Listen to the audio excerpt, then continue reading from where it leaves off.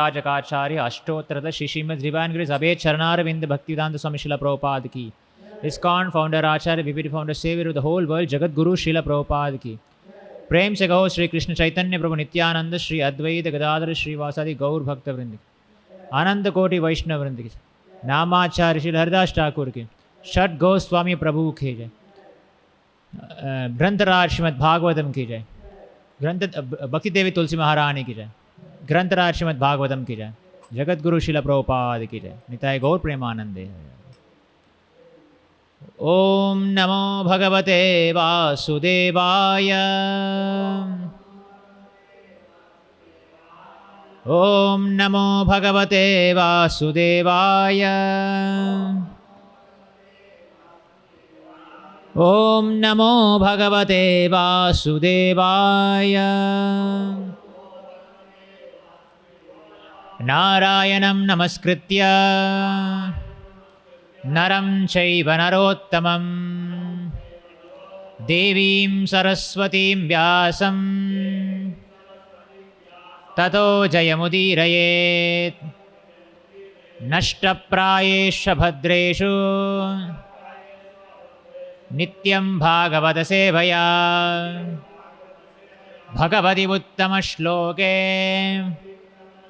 भक्तिर्भवति नैष्ठिकी। ஸ்ரீமத் பாகவதம் முதலாம் காண்டம் 15ஆம் அத்தியாயம் பதம் 42. அங்கே 40ன்னு போட்டிருக்கு. இது ஆயிடுச்சு தானே? இது 40ஆ? ஏன்னா நான் போன வாட்டி பண்ணுறப்ப அது 38 இருந்துச்சு.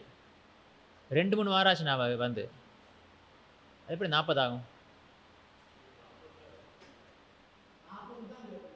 இல்லை அது கரெக்டாக. அது எனக்கு சொல்லி 42 சொன்னாங்க. நான் யோசிச்சுட்ருக்கேன். 40 ஆயிருக்கணும். நான் வந்து 38 பண்ணேன் போன வாட்டி. வந்து 2-3 வாரம் ஆச்சு. அதான் யாராவது சொன்னீங்க 40 ஆயிடுச்சா மாதாஜி? ஆவலையா? சரி அதே பண்ணலாம்.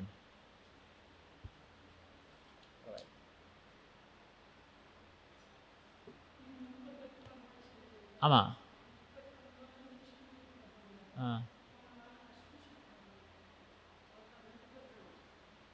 38 நான் பண்ணேன். 38 நிஷ்கிஞ்சன அப்புறம் பண்ணார். நான் பண்ண 38.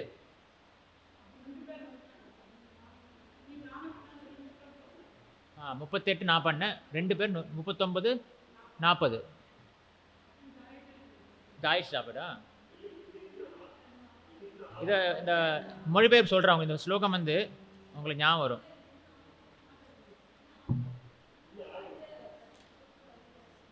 யுதிஷ்டிர மகாராஜன் உடனே அரசருக்குரிய ஆடைகள் கச்சை மற்றும் ஆபரணங்கள் ஆகிய அனைத்தையும் துறந்து எதிலும் சாத்தியற்றவராகவும் பற்றற்றவாகவும் ஆனார். ஆயிடுச்சா? இது ஆயிடுச்சா? அப்போ இப்போ 40. இது பிறகு அவர் புலனுறுப்புகள் அனைத்தையும் மனதிலும் பிறகு மனதையும் உயிரிலும் உயிரையும் சுவாசத்திலும் ஆயிடுச்சா? அது ஆயிடுச்சா? அப்போ நான் 42 தான் சரி. முறையில் வாழ்வின் பௌதிகமான எண்ணத்திலிருந்து அவர் விடுபட்டவர் ஆனார். ஆயிடுச்சு. அது அப்போ 42 தான் சரி. த்ரித்வே த்ரித்வே ஹுத்வா ச பஞ்சத்வம் த்ரித்வே ஹுத்வா ச பஞ்சத்வம். கேட்டு சொல்லுங்க. த்ரித்வே ஹுத்வா ச பஞ்சத்வம் தத் சைகத்வே அஜுஹோத் முனிஹ தச்சைகத்வே அஜுஹோன் முனிஹ தச்சைகத்வே அஜுஹோன் முனிஹ தச்சைகத்வே அஜுஹோன் முனிஹ சர்வம் ஆத்மனி அஜுஹவீத் சர்வம் ஆத்மனி अजुहवीत सर्वमात्मन्यजुहवीत सर्वमात्मन्यजुहवीत् ब्रह्मणीम् आत्मानम् अव्यये ब्रह्मण्यात्मानमव्यये ब्रह्मण्यात्मानमव्यये त्रित्वे हुत्वा च पञ्चत्वम् त्रित्वे हुत्वा च पञ्चत्वम् तच्चैकात्वे जुहोन्मुनिः तच्चैकत्वे अजुहोन्मुनिः तच्चैकत्वे अजुहोन्मुनिः सर्वमात्मन्यजुहवीत् सर्वमात्मन्यजुहवीत् ब्रह्मण्यात्मानमव्यये ब्रह्मण्यात्मानमव्यये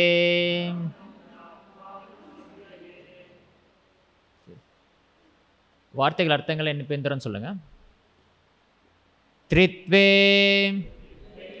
முக்குணங்களிலும் ஹுத்வா அளித்த பின் ச மேலும் பஞ்சத்வம் பஞ்சபூதங்கள் தத் அந்த ச மேலும் ஏகத்வே ஒன்றேயான அறியாமையில் அஜுஹோத் கலந்தார் முனிஹி ஞானி சர்வம்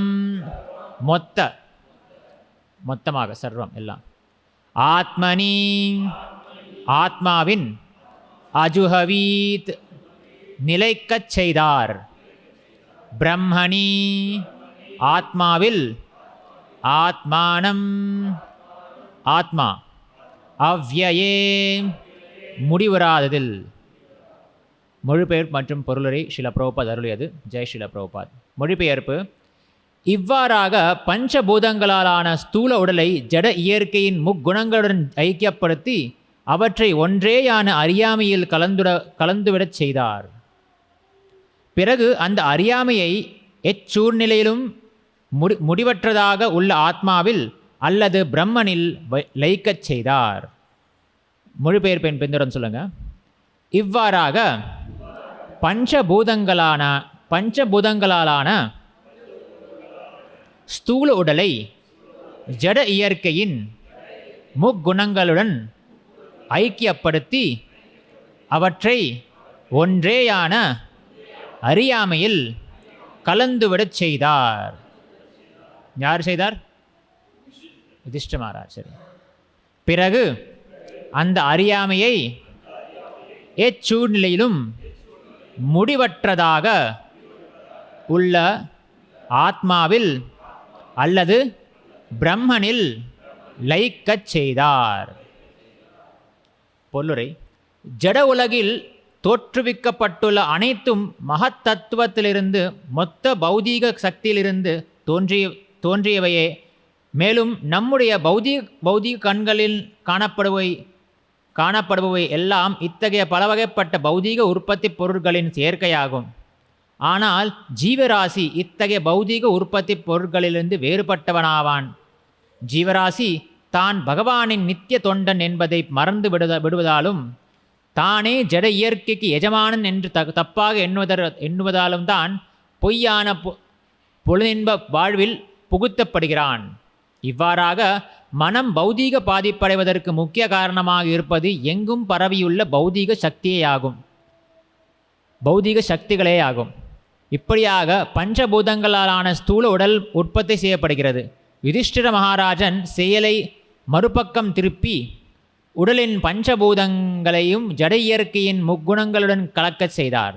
இந்நிலையில் நல்ல உடல் கெட்ட உடல் என்ற குண வேறுபாடுகள் மறைந்து அக்குணங்கள் மீண்டும் பௌதீக சக்தியில் கலந்து விடுகின்றன. இந்த பௌதீக சக்தி தூய ஜீவராசியின் பொய்யான அறிவிலிருந்து தோன்றுகிறது. இவ்வாறாக ஆன்மீக வானில் இருக்கும் எண்ணற்ற கிரகங்களில் ஒன்றில் முக்கியமாக கோலோக பிருந்தாவனத்தில் உள்ள பரமபுருஷ பகவானின் சகாக்களுள் ஒருவராக இருக்க விரும்புபவர் தான் பௌதீக சக்தியிலிருந்து வேறுபட்டவர் என்பதை எப்பொழுதும் நினைவில் வைத்திருக்க வேண்டும். பௌதீக சக்திக்கும் அவருக்கும் எவ்வித சம்பந்தமும் இல்லை. மேலும் குணத்தின் அடிப்படையில் தான் பரபிரம்மனுக்கும் பரமேஸ்வரன் சமமான தூய ஆத்மா அல்லது பிரம்மன் எனப்படும் சமமான தூய ஆத்மா அல்லது பிரம்மன் என்பதை அவர் உணர வேண்டும். யுதிஷ்டிர மகாராஜன் தமது ராஜ்யத்தை பரீட்சித்து மகாராஜனுக்கும் வஜ்ரனுக்கும் பகிர்ந்தளித்த பிறகு தம்மை ஓர் உலகப் பேரரசர் என்றோ குரு வம்சத்தின் தலைவர் என்றோ நினைக்கவில்லை. ஒருவர் ஜட உலகிலேயே இருந்த போதிலும் அதன் ஸ்தூல மற்றும் சூட்சமான சூழ்நிலைகளிலிருந்து விடுபட்டிருக்கிறோம் என்ற இவ்வுணர்வு ஒருவரை பகவானின் தொண்டில் சுதந்திரமாக ஈடுபடச் செய்கிறது. இது ஜீவன் முக்த நிலை என்று அழைக்கப்படுகிறது. அதாவது முக்தியடைந்த நிலையில் இந்த ஜட உலகில் வாழ்வதே இது குறிக்கிறது. இதுவே பௌதீக வாழ்வை முடித்து கொள்வதற்கான முறையாகும். ஒருவர் தான் பிரம்மன் என்று நினைப்பதோடல்லாமல் பிரம்மனைப் போல் செயற்படவும் வேண்டும். தான் பிரம்மன் என்று மற்றும் நினைப்பவர் ஒரு அருவவாதியாவார். ஆனால் பிரம்மனைப் போல் செயற்படுவர் தூய பக்தராவார். இவ்வாறு பொருளில் முடிந்தது. ஓம் அஜ்ஞானதிமிராந்தஸ்ய ஞானாஞ்சனசலாகயா சக்ஷுருன்மீலிதம் ஏன தஸ்மை ஸ்ரீகுரவே நமः. நம ஓம் விஷ்ணுபாதாய கிருஷ்ணப்ரேஷ்டாய பூதலே ஸ்ரீமதே பக்திவேதாந்தஸ்வாமின்னிதி நாமினே. நமஸ்தே சாரஸ்வதே தேவே கௌரவாணி பிரசாரிணே நிர்விசேஷ शून्यवादी पाश्चात्यदेशतारिणे. जय श्री कृष्ण चैतन्य प्रभु नित्यानंद श्री अद्वैत गदाधर श्रीवासादि गौरभक्तवृंदा. हरे कृष्णा कृष्ण कृष्ण हरे हरे हरे राम राम राम हरे हरे. मूकं करोति वाचालं पंगुं लंघयति गिरिमत्कृपातमं श्रीगुरुं दिनदारणं वन्दे चैतन्यमाधवं. இப்பொழுது நாங்கள் யுதிஷ்டிர மகாராஜின் துறவரம் பற்றி பார்த்துட்ருக்கோம். அவர் எப்படி தன்னுடைய ராஜ வாழ்க்கையை, தன்னுடைய பேரரசு அந்த பதவியை எப்படி துறக்கிறார். முதல்ல அவர் கிருஷ்ணர் விட்டு சென்றார் அந்த செய்தி அவருக்கு வருகிறது அப்படின்னு சொல்லும் பொழுது அந்த செய்தி கேட்டவுடன் அவர் என்ன முடிவெடுக்கிறார்? நான் இனிமேல் இங்கே தொடரப் போகிறதில்லை, நான் பகவானிடம் போய் சேரப்போகிறேன் என்ற அந்த முடிவை யுதிஷ்டிர மகாராஜன் எடுப்பார். அது எடுத்தவுடன் அந்த ஸ்லோகங்கள் ஒவ்வொன்றாக பார்த்தோன்னாங்க. இந்த ஸ்லோகத்தில் முதல்ல படித்த உடனே புரியது கொஞ்சம் கஷ்டமாக இருக்கும். அப்புறம் அந்த ஸ்லோகத்தில் சூத்தகோசம் என்ன சொல்கிறாருன்னா, பஞ்சபூதங்களான ஸ்தூல உடல் என்றால் இந்த உடல், நம்ம கண்ணு காண்கிற இந்த உடல், அதாவது பஞ்சபூதங்கள் நீர், காற்று, ஆகாயம், நிலம் போன்ற அந்த பஞ்சபூதங்களான இந்த உடல், பஞ்சபூதங்களான ஸ்தூல உடலை ஜட இயற்கையின் முக்குணங்களுடன் ஐக்கியப்படுத்தி, யோசிக்க கஷ்டமாக இருக்கும் கொஞ்சம். பஞ்சபூதங்கள் உடல் சரி, 3 குணங்களில் ஐக்கியப்படுத்தினார் அப்படின்னு சரி ஆயிடுச்சு. அவற்றை ஒன்றேயான அறியாமையில் கலந்துவிடச் செய்தார். இது இன்னொன்று. இது எப்படின்னா, இப்போ சில பேர் நாங்கள் யூடியூப்பில் சமையல் குறிப்பு பார்ப்போம். நாங்கள் என்ன சொல்லுவாங்க, சமையல் குறிப்பு முதல்ல வாணலில் எண்ணெய் ஊற்றவும், பிறகு கடுகு போடவும், பிறகு கடுகு படபடவென்ற சத்தம் வந்தவுடன் கருவேப்பிலை போடும் அப்படின்னு இருக்கும். அதே போல் இங்கே போட்டிருக்கு, முதல்ல ஸ்தூலுடலை ஜட இயற்கையின் கலக்கவும், அப்புறம் அறியாமையில் கலந்துவிட செய்யவும். அது ரொம்ப சுலபமாக இருக்கும், இதை படிக்க புரியலை தானே. அதாவது இதற்கு ஆங்கிலத்தில் ஒரு சொல்லுண்டு. ஆங்கிலத்தில் இதற்கு ரிவர்ஸ் என்ஜினியரிங்னு சொல்லுவாங்க. ஒன்றும் இல்லை, நாங்கள் ஒரு விஷயத்தை நாங்கள் இப்போ ஒரு வாகனம் பார்க்குறோம், நாங்கள் ஒரு வண்டி, கார், அதை ஒரு என்ஜினியரோ ஒருத்தர் கண்டுபிடிச்சிருப்பார், ஒருத்தர் செய்திருப்பாங்க. அந்த நிறுவனம் என்ஜினியரிங் அந்த வித்தையின் மூலமாக அது செஞ்சுருப்பாங்க. ஒரு மிகச்சிறந்த மெக்கானிக் அந்த கார் பார்த்தவுடன் அந்த காரில் இருந்து ரிவர்ஸ் என்ஜினியரிங் என்ற என்னன்னா அந்த வண்டியில் இருக்கிற அந்த பாகங்களை பார்த்து இது எவ்வாறு இந்த வண்டி செல்கிறது, எப்படி இந்த வண்டி ஓடுது, இந்த விஷயத்தை அந்த பாகங்களை மட்டும் பார்த்து அவர் தேர்ந்து விடுவார். இப்பொழுது இதை விட சிறந்த ஒரு மெக்கானிக்கோ இல்லைன்னா விஞ்ஞானி இருந்தாங்கன்னா அந்த காரை எப்படியே எடுத்து அக்கு வேறு ஆணி வேறையாக பிரித்து திருப்பி அவங்கள சேர்க்க முடியும். ஒரு மிகச்சிறந்த ஒரு மிக கெட்டிக்காரரான ஒரு என்ஜினியராக இருந்தார் என்றால், மெக்கானிக்காக இருந்தார். எப்படி தெரியும் அவருக்கு? ஏன்னா அவர் அந்த காரை பார்த்தவுடன் அந்த காருடைய ஒவ்வொரு பாகங்களோட செயல்பாடு அந்த என்ஜினியருக்கு தெரியுது இல்லையா? தெரிஞ்சவுடன் இதுக்கு எதுக்கு பயன்படுத்துகிறாங்க, எப்படி பயன்படுத்துகிறாங்கன்னு ஒவ்வொரு அந்த அந்த பாகங்களை எப்படி கனெக்ட் பண்ணியிருக்காங்க, எப்படி செலுத்தியிருக்காங்க, என்னென்ன அந்த எங்கெங்கே ஸ்க்ரூ செலுத்தி போட்டிருக்கு, எப்படி அது செல்கிறது, ஓட்டி பார்த்துருப்பார். எல்லாம் பார்த்த உடனே அது தெரியுது அவருக்கு. ஒரு மிகச்சிறந்த மெக்கானிக் எப்படின்னா அந்த காரை பார்த்தவுடன் அது எப்படி அந்த காரை அப்படியே பிரித்து கொடுத்தாங்கன்னா திருப்பி சேர்த்து அந்த காரை பழைய மாதிரி ஆக்க தெரிஞ்சிருக்கும் அவருக்கு. இது ஒரு உதாரணம், உங்களுக்கு புரிய வைக்கிற உதாரணம். அதே போல் தான் யுதிஷ்ட மகாராஜன் அவருக்கு தெரிஞ்சிருக்கு இந்த ஜடலுழல் எங்கிருந்து வந்திருக்கு. இப்போ அந்த கார் எப்படி உருவாக்கினாங்க அப்படி அந்த மெக்கானிக் தெரிஞ்சிருந்ததுனால அவருக்கு அந்த காரை அப்படியே பிரித்து எடுத்து ஒவ்வொரு பாகங்களும் வெவ்வேறாக பார்த்து திருப்பி வேணும்னா அதில் ஒன்று சேர்க்க முடியும் அவருக்கு. அதே போல தான் ஒரு எலக்ட்ரிஷியன் இப்போ நீங்கள் உங்கள் வீட்டில் மட்டும் கரண்ட் இல்லைன்னு வச்சுக்கோங்க. நீங்கள் போகிறீங்க, திடீர்னு உங்கள் வீட்டில் மட்டும் கரண்ட் இல்லை, நீங்கள் இருக்கிற அப்பார்ட்மெண்ட்டோ நீங்கள் இருக்கிற சொசைட்டியில் நீங்கள் பக்கத்து வீட்டில் பார்த்தீங்கன்னா எல்லா வீட்டில் கரண்ட் இருக்குது. எல்லார் வீட்டில் கரண்ட். நீங்கள் பக்கத்து முதல்ல நாங்கள் என்ன பண்ணோம், இந்தியாவில் யாரோ கரண்ட் போன உடனே நாங்கள் பக்கத்து வீட்டில் கரண்ட் இருக்கா பார்ப்போம். நாங்கள் பக்கத்து வீட்டில் கரண்ட் இருக்குதா, அதான் நான் கேட்குற முதல் கேள்வி. சொல்லுவாங்க போய் பாரு பக்கத்து வீட்டில் கரண்ட் இருக்கா பாரு அப்படின்னு. ஏன்னா அப்போ தெரியும் சில நடக்கும், அந்த மாதிரி நடக்கிற வாய்ப்பு உண்டு. ஏன் கரண்ட் இல்லை? ஒருவேளை அந்த ட்ரிப்புன்னு ஒரு விஷயம் இருக்கும், ட்ரிப்பு விழுந்திருக்கும், அதை உடனே நாங்கள் போடணும். சில ஷார்ட் சர்க்கியூட் ஆயிடுச்சுன்னா இல்லை கரண்ட் ஓவர்லோட் ஆயிடுச்சுன்னா ட்ரிப் விழுந்திருக்கும். ஏதோ ஒரு காரணம். இல்லைனா கரண்ட் பில் பட்டுற மாட்டோம், அப்போ ஃபியூஸை போய்கிட்டு போயிடுவாங்க. ஸோ அதே போல தான் இந்த நம்ம வீடு மட்டும் கரண்ட் இல்லைன்னா என்ன அர்த்தம்? மெயின் பவர் ஸ்டேஷன் இருக்குது பாருங்கள், மின் நிலையம், அணுமின் நிலையம், அந்த அணுமின் உற்பத்தி நிலையம். அந்த மின் உற்பத்தி நிலையத்திலிருந்து எங்களுக்கு வர்ற அந்த மின்சாரத்தை எங்கேயோ கட் ஆகிருக்கு. அந்த கட் பண்ண அந்த மின்சாரத்தை நாங்கள் கனெக்ட் பண்ணி விடணும். அதை எப்படி தெரிஞ்சுக்கணும்? அது எலக்ட்ரிஷியனோட வேலை. இல்லை உங்களுக்கு அந்த எலக்ட்ரிஷியனை வச்சு தெரிஞ்சுன்னா உங்களுக்கு உங்கள் வீட்டில் இருக்கிற அந்த கரண்ட் போச்சுன்னா உங்களுக்கு தெரிஞ்சிருக்கணும் எங்கே அந்த கரண்ட்டு கட் ஆகிருக்கு. ஒன்று ட்ரிப் விழுந்திருக்கணும், இல்லை ஃபியூஸ் பிடுங்கிருப்பாங்க, இல்லை எங்கேயாவது பிரச்சனை ஆகிருக்கு, ஷார்ட் ஆகிருக்கணும், இதாக இருக்கும். நம்முடைய ஆன்மீக வாழ்க்கும் அதே போல தான். இந்த பிரபுபாத் என்ன சொல்கிறாருன்னா, இந்த ஜீவாத்மா பகவானிடம் இருக்கிற அந்த கனெக்ஷன், அந்த இணைப்பு துண்டிக்கப்பட்டிருக்கு. அதனால என்ன ஆச்சு, நாங்கள் பிரகாஷம் இல்லாமல் இருக்கோம். நாங்கள் லைட்டே இல்லை, எங்களுக்கு பிரகாசமே எல்லாமே நாங்கள் இருக்கிறோம். நாங்கள் யோகா என்றால் என்னது?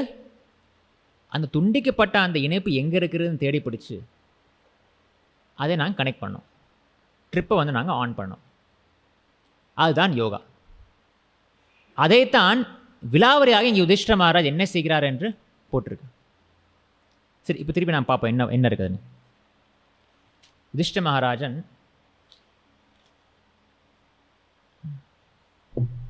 ஜட உலகில் தோற்றுவிக்கப்பட்டுள்ள அனைத்தும் மகத் தத்துவத்திலிருந்து மொத்த பௌதீக சக்தியிலிருந்தும் தோன்றுவே. இதில் நாங்கள் என்ன தெரியுது, பகவானிடம் பல சக்திகள் இருக்குது. பராசக்திர் விதேவ ஸ்ரூயத்தை. அந்த சக்தியில் ஜடசக்தி என்று ஒன்று இருக்குது, பௌதீக சக்தி.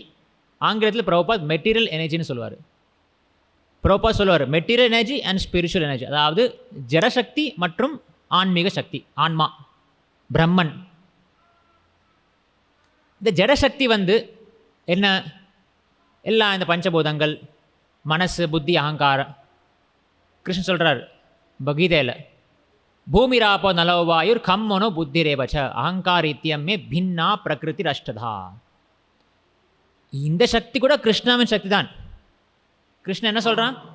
பின்னா பிரகிருதி அஷ்டதா. இந்த எட்டும் இப்போ நாங்கள் பார்த்து பூமி, ராப்ப, பஞ்சபூதங்கள் மற்றும் மனஸ், புத்தி, அகங்காரம் எல்லாம் என்னுடைய செப்பரேட்டட் பின்னா, அதாவது வேறுபட்ட சக்திகள்.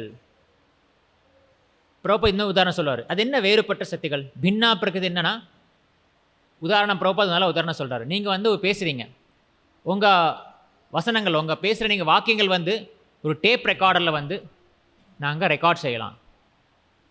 அதை ரெக்கார்ட் பண்ணி அது நீங்கள் அப்புறம் இன்னொரு டைமில், இன்னொரு நாளில், இன்னொரு இடத்துல, நீங்கள் இல்லாத நேரத்தில் கூட, நீங்கள் உயிரோடு இல்லாட்டி கூட அந்த டேப் ரெக்கார்டர் மூலம் உங்கள் குரல் கேட்கும். பிரபுபாத் இப்போ நாங்கள் லெக்சர் கேட்குறோம் தானே, பிரபுபாத் கண்ணு விட்டு போயிட்டார், அவரோட குரல் எங்களுக்கு கேட்க முடியாது. ஆனால் அந்த டேப் ரெக்கார்டர், அந்த ரெக்கார்டிங்ஸ் மூலமாக நாங்கள் பிரபுபாத் எங்கள் குரல் எங்கே கேட்கலாம், அவருடைய கிளாஸ் கேட்கலாம், அவருடைய லெக்சர் கேட்கலாம். அதேபோல் இதுவும் பகவானின் சக்தி தான், ஆனால் வேற்றுப்பட்ட சக்தி, பின்னா பிரகிருதி. அதை விட இன்னொரு அதுக்கு அப்பாற்ப இன்னொரு சக்தி இருக்குது.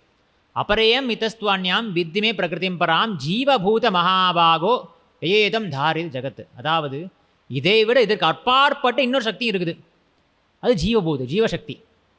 ஜீவசக்தியில் பிரம்மன், ஆன்மீக சக்தின்னு சொல்லலாங்க. அந்த ஜீவசக்தி சரி, ஜீவசக்தின்னு பார்த்தோம், இந்த பக்கம் ஜடசக்தின்னு பார்க்குறோம் நாங்கள். இந்த ரெண்டு விஷயங்கள் நீங்கள் புரிஞ்சுக்குவாங்க. மொத்தம் எல்லாம் கிருஷ்ணனோட சக்தி தான். ஏன் இந்த இடத்துல கீதையில் சொல்லுது, கீதையில் கிருஷ்ணன் சொல்லியிருக்காரு, தெய்வீ ஹியேஷா குணமயி.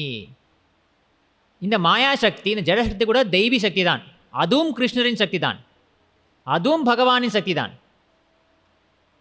சரி, அப்போ அதுவும் பகவானின் சக்தி தான் என்றால் இப்போ என்ன பிரச்சனை? கவலைப்பட வேண்டிய விஷயம் இல்லை, பகவான் சக்தி தானே. ஆனால் அந்த பகவானின் சக்தி, ஒவ்வொரு சக்திக்கும் ஒரு ஒரு ஒரு செயல் உண்டு. அந்த ஜடசக்தியின் செயல் அதாவது எது ஒன்று பகவானை ஜீவாத்மாவுக்கும் பகவானையும் பிரிக்கிறதோ அதை நாங்கள் ஜடசக்தின்னு சொல்லலாம், இல்லை மாயா சக்தி, மாயான்னு சொல்லலாம். எது ஒன்று பகவானையும் ஜீவாத்மையும் இணைக்கிறதோ அது ஜீவாத்மா, இல்லை ஜீவசக்தி, இல்லை ஆன்மீக சக்தி. இது ஒரு சின்ன ஒரு டெஃபினிஷன், ஒரு அர்த்தம், பொருள். இப்பொழுது அதை நான் உதாரணம் போல் சொன்ன உதாரணத்துப்படி எப்படி நாங்கள் கரண்ட்டில் நம்ம வீடு பவர் ஹவுஸில் இருந்து நாங்கள் மின் உற்பத்தி நிலையத்தில் எங்கள் வீடு துண்டிக்கப்பட்டிருக்கோ அதை நாங்கள் அப்படியே கனெக்ட் பண்ணோம். அதே போல தான் இந்த எந்த சக்தி அந்த ரெண்டு கனெக்ஷனையும் துண்டிக்கிறதோ அது மாயாசக்தி, இணைக்கிறது ஆன்மீக சக்தி. மாயாசக்தி என்றால் அது இந்த பஞ்சபூதங்கள், ஸ்தூல சரீரம், சூக்ஷ்ம சரீரம் ஒன்று உள்ளது. ஸ்தூல சரீரம், சூக்ஷ்ம சரீரம். சூக்ஷ்ம சரீரம் என்றால் கண்ணுக்கு தெரியாத சரீரம். ஸ்தூலம் என்றால் கண்ணுக்கு தெரிகிறது, சூக்ஷ்மம் என்றால் கண்ணுக்கு தெரியாது. கண்ணுக்கு மட்டும் இல்லை, எங்களுடைய புலங்களால் அனுபவிக்க முடியாத சக்தி, அந்த சரீரம் தான் சூக்ஷ்ம சரீரம். சூக்ஷ்ம சரீரம் அதாவது மனஸ், புத்தி, அகங்காரம். அந்த உடல், புத்தி கேட்க முடியாது, பார்க்க முடியாது. அகங்காரம், மனசு இதெல்லாம் இருக்குது, ஆனால் கண்ணுக்கு தெரியாது, கேட்காது. புலங்களால் நாங்கள் அனுபவிக்க முடியாத ஒரு சில விஷயங்கள். ஸோ இந்த ரெண்டு விஷயங்கள் சேர்த்து தான் ஜடசக்தி அல்லது மாயாசக்தின்னு சொல்கிறோம். சரி, இது எப்படி உற்பத்தி ஆச்சு? இதுவும் பகவானின் சக்தி தான். ஆனால் பகவான் செய்த அந்த அவருடைய சிருஷ்டின் படி ஜீவாத்மா, எந்த ஜீவாத்மாவுக்கு ஆசை இருக்கிறதோ, அதாவது தனக்கு அந்த சுயநல ஆசை இருக்கிறதோ, அந்த சுவார்த்த கதி இருக்கிறதோ, அந்த ஜீவாத்மா பகவானிடம் சேர்ந்து தன்னுடைய ஆசைகளை நிறைவேற்ற விருப்பம் இல்லாமல் சுவார்த்த கதியாக சுதந்திரமாக நான் வாழ வேண்டும் நினைக்கிற அந்த ஜீவாத்மாவுக்கு உடனே மாயாசக்தி இணைத்துக் கொள்கிறது. அப்பொழுது அந்த ஜீவாத்மாவுடைய ஆசைக்கிணங்க இந்த உடல் நமக்கு கிடைக்குது. ஸோ இந்த ஜீவாத்மா, இந்த ஜடசக்தி சுதந்திரமான அந்த ஆசையின் மூலமாக உற்பத்தி ஆகிறது. ஒரு சின்ன உதாரணம், ரொம்ப டீட்டெயில் நாங்கள் போக விரும்பலை. இப்போ நான் என்னுடைய ஆசைகளுக்கு ஏற்ற மாதிரி எனக்கு அடுத்த ஜென்மத்தில் எனக்கு கிடைக்கிற உடல் அமையும். நான் இறக்கும் தருவாயில் என்னுடைய ஆசைகள், என்னுடைய நோக்கங்கள், என்னுடைய நினைவுகள் மனசு எப்படி இருக்குதோ அதுக்கேற்ற மாதிரி என்னோட உடல் உற்பத்தி ஆகும். அடுத்த கிடைக்கிற அந்த உடல் மட்டுமல்ல, நம்ம கிடைக்கிற வாழ்க்கையின் எல்லா விஷயங்களுமே நம்முடைய பூர்வ ஜென்மத்தில் இருந்த அந்த ஆசைகளுக்கு ஏற்ற மாதிரி தான் வரும்.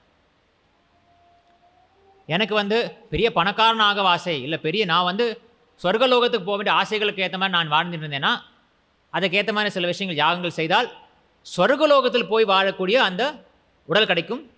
அந்த உடல் கிடைச்சா என்ன அர்த்தம்? அங்கே இருக்கிற அந்த வாழ்க்கையை நாங்கள் வாழலாம். மீன் மாதிரி உங்களுக்கு உடல் கிடைச்சா என்ன அர்த்தம்? நீங்கள் தண்ணியில் போய் வாழணும் இல்லையா? சிங்கம் மாதிரி இருக்கிற உடல் கிடைச்சா சிங்கத்து மாதிரி நீங்கள் காட்டில் வாழணும், வேட்டையாடி சாப்பிடணும். ஸோ அந்த உடலுக்கு ஏற்ற மாதிரி உங்கள் வாழ்க்கை அமையும். ஸோ நீங்கள் எப்படி ஆசைப்படுகிறீர்களோ, உங்கள் ஆசைகள் எப்படி இருக்கிறதோ அந்த சுதந்திரம் கிருஷ்ணர் எங்களுக்கு கொடுத்துருக்காரு.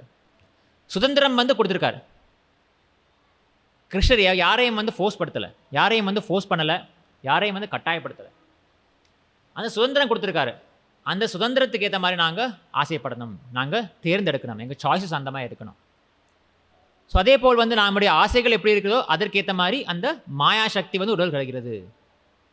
விலாவரி நாங்கள் பார்த்தோம், விலாவரியை பார்த்தோன்னா அது வந்து எல்லாமே வந்து அந்த மாயாசக்தியோட 3 குணங்கள் ஆனது. அந்த 3 குணங்கள் ஆன அந்த மாயாசக்தி வந்து முதல்ல பிரதானமாக இருக்கிறோம். அந்த பிரதான என்ற அந்த அந்த ஒரு வஸ்து, அதாவது எல்லா மாயாசக்தியும் சேர்ந்த ஒரு விஷயம் வந்து பிரதானன்னு சொல்கிறோம் நாங்கள். அதில் இந்த மகத்தத்துவம்னு சொல்கிறோம் நாங்கள். பகவானினுடைய இச்சையால், பகவானின் பார்வையால் அந்த பிரதான ஆக்டிவேட் ஆகும், ஸ்டார்ட் ஆகும், ஆரம்பிக்கும். அதுலேருந்து மாறுதலாகி ஜீவாத்மாவின் ஆசைக்கு ஏற்ற மாதிரி வெவ்வேறு உடல்களாக மாறுகிறது. இதற்கு எல்லாத்துக்கும் மூல காரணம் வந்து நான் சொன்ன அந்த ஆசைப்படுறது. அப்போ ஆசைப்படுறது தப்பா? இல்லை, கிடையாது. சுதந்திரமாக ஆசைப்படுறது தப்பு. சுவார்த்த கத்தி, நான் எனக்கு மட்டுமே நினைச்சு கொண்டு என்னுடைய புலன்களுக்காக எனக்கு மட்டுமே நான் ஆசைப்படுவது தான் இங்கே பிரச்சனை. இதற்கு என்ன காரணம்? இதற்கு எல்லாத்துக்கும் காரணம் வந்து அறியாமை. அறியாமலிருந்து அப்படியே நாங்கள் படிப்படியாக பார்த்து எப்படி இந்த உடல் வருது பார்த்தோம். நாங்கள் இதை நாங்கள் ரிவர்ஸ் என்ஜினியரிங் செய்தோம் என்றால் யுதிஷ்டிர மகாராஜ் என்ன செய்தார்? அப்படியே ஒரு உதாரணம், ஜஸ்ட் நீங்கள் மனசு நினச்சிக்குவாங்க. நான் வந்து காட்ட முடியாது, எனக்கு இங்கே ஒன்றும் காட்டுறதுக்கு நீங்கள் மனசு நினச்சிக்குவாங்க. அறியாமை ஒரு விஷயம் இருக்குது. அதிலிருந்து மாற்றுப்பட்டு 3 குணங்கள் அந்த மகத்தத்துவத்திலிருந்து 84 லட்சம் உடல் சரீரங்கள், அதுலேருந்து ஒரு சரீரம் எங்களுக்கு கிடச்சிருக்கு, அந்த மனித உடல். அந்த மனித உடலில் கூட 4 லட்சம் விதமான மனித உடல்கள் இருக்குது. அந்த 4 லட்சம் விதமான மனித உடலிருந்து எங்களுக்கு ஒன்று கிடச்சிருக்கு. அதுக்கேற்ற மாதிரி எங்கள் வாழ்க்கை அமைஞ்சிருக்கு. அந்த 4 லட்சம் என்னென்னு கேட்காதீங்க, அது நிறைய விலாவரி இருக்கும், எனக்கு முழுசாக தெரியாது. உதாரணத்துக்கு ஒருத்தர் வந்து ஒரு பணக்கார உடல், ஒரு செல்வந்தரான ஒரு உடல், மேலை நாட்டில் வாழ்கிற உடல், இல்லை சொர்க்கலோகத்தில் வாழ்கிற உடலாக இருக்கலாம், பாதாள லோகத்தில் வாழ்கிறதுக்கான ஒரு உடலாக இருக்கலாம், அதாவது ஒரு மனுஷ வாழ்வாக இருக்கலாம். அந்த மாதிரி 4 லட்சம் விதமான வாழ்க்கை 4 லட்சம் விதமான ஒரு மனித உடல்கள் இருக்குது, ஜீவராசிகள் இருக்குது, ஸ்பீஷீஸு. அதில் ஒன்று கிடச்சிருக்கு. இப்போ யுதிஷ்டிர மகாராஜ் என்ன செய்கிறாரு? இதுலேருந்து பின்னோக்கி அவர் திருப்பி இதெல்லாம் சேர்த்து அப்படியே அங்கே செட் பண்ண முடியும். அவர் இங்கிருந்து நாங்கள் இங்கே வந்திருக்கோம், நாங்கள் அவர் திருப்பி பேக் போகிறார் அவர். அவ்வளோதான். சயின்டிஃபிக்காக டெக்னிக்கலாக பார்த்து இதான் நடக்குது. ஆனால் இதை தான் பிரபுபாதர் வந்து ரொம்ப சுலபமாக சொல்லியிருக்காங்க. அதெல்லாம் நான் பிரபுபா இது டீட்டெயிலாக சொல்கிறேன். இப்போ இது வந்து நீங்கள் சயின்ஸ் புக்குன்னு படிச்சிங்கன்னா அது போட்டிருக்கும், ஓ இந்த ரியாக்ஷன் இப்படி ஆகிருக்கு, இந்த கெமிக்கல்னால இந்த மாறுதல் வந்துச்சு. ஆனால் பிரபுபா அந்த டீட்டெயில்ஸ்க்கெலாம் போகல. பிரபுபாத் எங்களுக்கு டீட்டெயில்ஸ் கொடுக்கல, விவரங்கள் கொடுக்கல. அவர் என்ன சொன்னார்? ஒன்றும் இல்லைப்பா, ஹரே கிருஷ்ண மகாமந்திரம் ஜபம் செய்யுங்க, பக்தி தோண்டு செய்யுங்க, இதெல்லாம் ஆகிடும், அதுவாக ஆகிடும். பக்தி தோண்டு செய்து இதெல்லாம் ஆகிடும். முக்கியமாக நீங்கள் பற்றற்றவராக இருக்க வேண்டும். ஏன்? அந்த ஆசை இன்னும் இருக்குதுல்ல, ஆசைப்படுகிற அந்த இது இருக்குது. ஏன்னா எல்லா ஜீவாத்மாவுக்கு வந்து அந்த குணம் இருக்குது. பகவானினோட அம்சம் தான் எல்லா ஜீவராசியும். எல்லா ஜீவாவும் பகவானின் அம்சம். பகவானின் அம்சம் என்றால் பகவானுக்குரிய எல்லா விஷயங்களும், குணங்களும், ஆசைகளும், அவர் யோசிக்கும் முறை எல்லாமே எங்களுக்கும் இருக்குது. பகவான் சிருஷ்டிக்கிறார், நாங்களும் சிருஷ்டிக்கிறோம், நாங்களும் படைக்கிறோம். பகவான் படைப்பது போல் நாங்களும் படைப்புகள் செய்வோம். எதுவாக இருக்கும், ஒரு ஊராக இருக்கலாம், ஒரு வீடாக இருக்கலாம், ஒரு பெயிண்டிங், ஒரு ஓவியம், இந்த மாதிரி பல விஷயங்கள் நாங்கள் படைக்கிறோம். எங்களுக்கு சின்ன முறையில். ஸோ நாங்களும் வந்து ஒரு குட்டி பகவானின் அம்சம். பகவான் கிடையாது, பகவானின் அம்சம், கிருஷ்ணரின் அம்சம். சரி, இப்போ இந்த கிருஷ்ணரின் அம்சம் வந்து எப்பொழுது அது 2 விஷயம் நான் பார்த்தோம். ஒன்று வயரை கனெக்ட் பண்ணணும், இல்லை இந்த கனெக்ஷன் நான் எடுத்துருக்கணும். எப்படி வயர் கனெக்ட் பண்ணுறது, எப்படி வயர் டிஸ்கனெக்ட் ஆகிறது நாங்கள் பார்க்கலாம் ப்ராக்டிக்கலாக. எப்பொழுது இந்த ஜீவாத்மா வந்து பற்றற்றதாக, முதல்ல பிரச்சனை வந்து அறியாமை, அஜ்ஞானம். அஜ்ஞானத்திலிருந்து விடுபட்டு யுதிஷ்டிர மகாராஜ் நாங்கள் எப்படி அந்த ப்ராசஸ் ஃபாலோ பண்ணுறது பார்க்கலாம். அஜ்ஞானத்தை அறியாமையிலிருந்து விடுபட்டு தான் யார், இந்த ஜட சக்தியெல்லாம் என்ன, அந்த வேறுபாடு தெரிஞ்சவுடன் நான் பிரம்மன், நான் இந்த ஜட சக்தி அல்ல, இந்த வேறுபாடு முதல் தெரியணும். அதற்கு என்ன பண்ணோம், நாங்கள் நல்லா சாப்பிட்ணுமா, நல்லா தூங்கணுமா, நல்லா ஜடசக்தியோட சேர்ந்து நாங்கள் வாழணுமா, ஜடசக்தியோட ஈடுபட்டு நாங்கள் வாழணுமா? கிடையாது. கொஞ்சம் டிட்டாச்மெண்ட், வைராக்கியம், கொஞ்சம் நாங்கள் அந்த பற்றற்றாக இருக்கணும், பற்றோடு இருக்கக்கூடாது. உதாரணத்துக்கு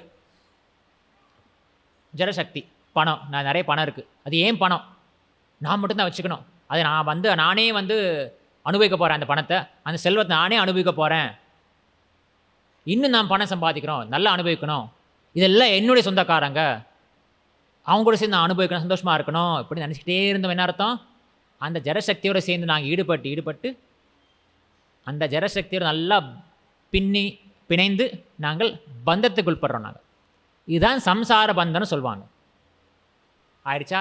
இதனால்தான் பகவானுக்கு இருக்கிற அந்த கனெக்ஷன் விட்டுப்பட்டு அந்த வயர் அப்படியே ஜடசக்திக்கு போயிடுது. நாங்கள் என்ன பண்ணோம், ஒன்றும் இல்லை, அந்த வயர் எடுத்து அப்படியே பகவானுக்கு கனெக்ட் பண்ணோம். முதல்ல வயர் எடுக்கணும், வயரையும் கட் பண்ணோம். இங்கே ஒரு வயர் இருக்குது, அந்த வயரை கட் பண்ணிவிட்டு அந்த வயரை பகவானுக்கு கனெக்ட் பண்ணோம். அப்பொழுது நாங்கள் அந்த ஒளியான ஜோதியான பகவான் நாங்கள் சேர்ந்தோன்னா நாங்களும் பிரகாசமாக ஜொலி பண்ணாங்க இல்லையா? அது எப்படி நாங்கள் டிஸ்கனெக்ட் பண்ணுறது, அதுதான் இம்பார்ட்டன்ட், அதான் முக்கியம். ஜடசக்தியோடு நாங்கள் ஈடுபட்டு பல ஜென்மங்களாக ஈடுபட்டு நாங்கள் அதோட ஜடசக்தியோடு சேர்ந்து வாழ்ந்து நான் ஜடசக்தியோடு எனக்கு இருக்கிற வேறுபாடு மறந்துச்சு, எங்களுக்கு ஜீவாத்மாவுக்கு மறந்து போயிடுச்சு. இப்பொழுது இந்த அஜ்ஞானத்தினால நீங்கள் யாருன்னு கேட்டிங்கன்னா, நான் இந்தியன், நான் அமெரிக்கன், நான் ஆண், நான் பெண், நான் இந்த ஜாதி சேர்ந்தவன், நான் இந்த குலத்தில் பிறந்தவன், நான் ஒரு பணக்காரன், நான் ஒரு ஏழை, நான் நல்லவன், நான் கெட்டவன், நான் மேலத்தவன், நான் தாழ்த்தப்பட்டவன், இது மாதிரி பல வேறுபாடுகள். ஏனென்றால் நாங்கள் யாருன்னு எங்களை மறந்துட்டோம். நாங்கள் புரோபா சொல்லுவார், பிசாச்சி, அதாவது ஒரு பைத்தியம் பிடிச்ச மாதிரி, பேய் பிடிச்ச மாதிரி வச்சுக்கலாமே. பேய் பிடிச்ச என்ன ஆகும், அவர் யாருன்ற அவருக்கே தெரியாது. ஒரு பேய் பிடிச்சவர் அவங்களுக்கு யாருன்னு அவங்களுக்கு தெரியாது.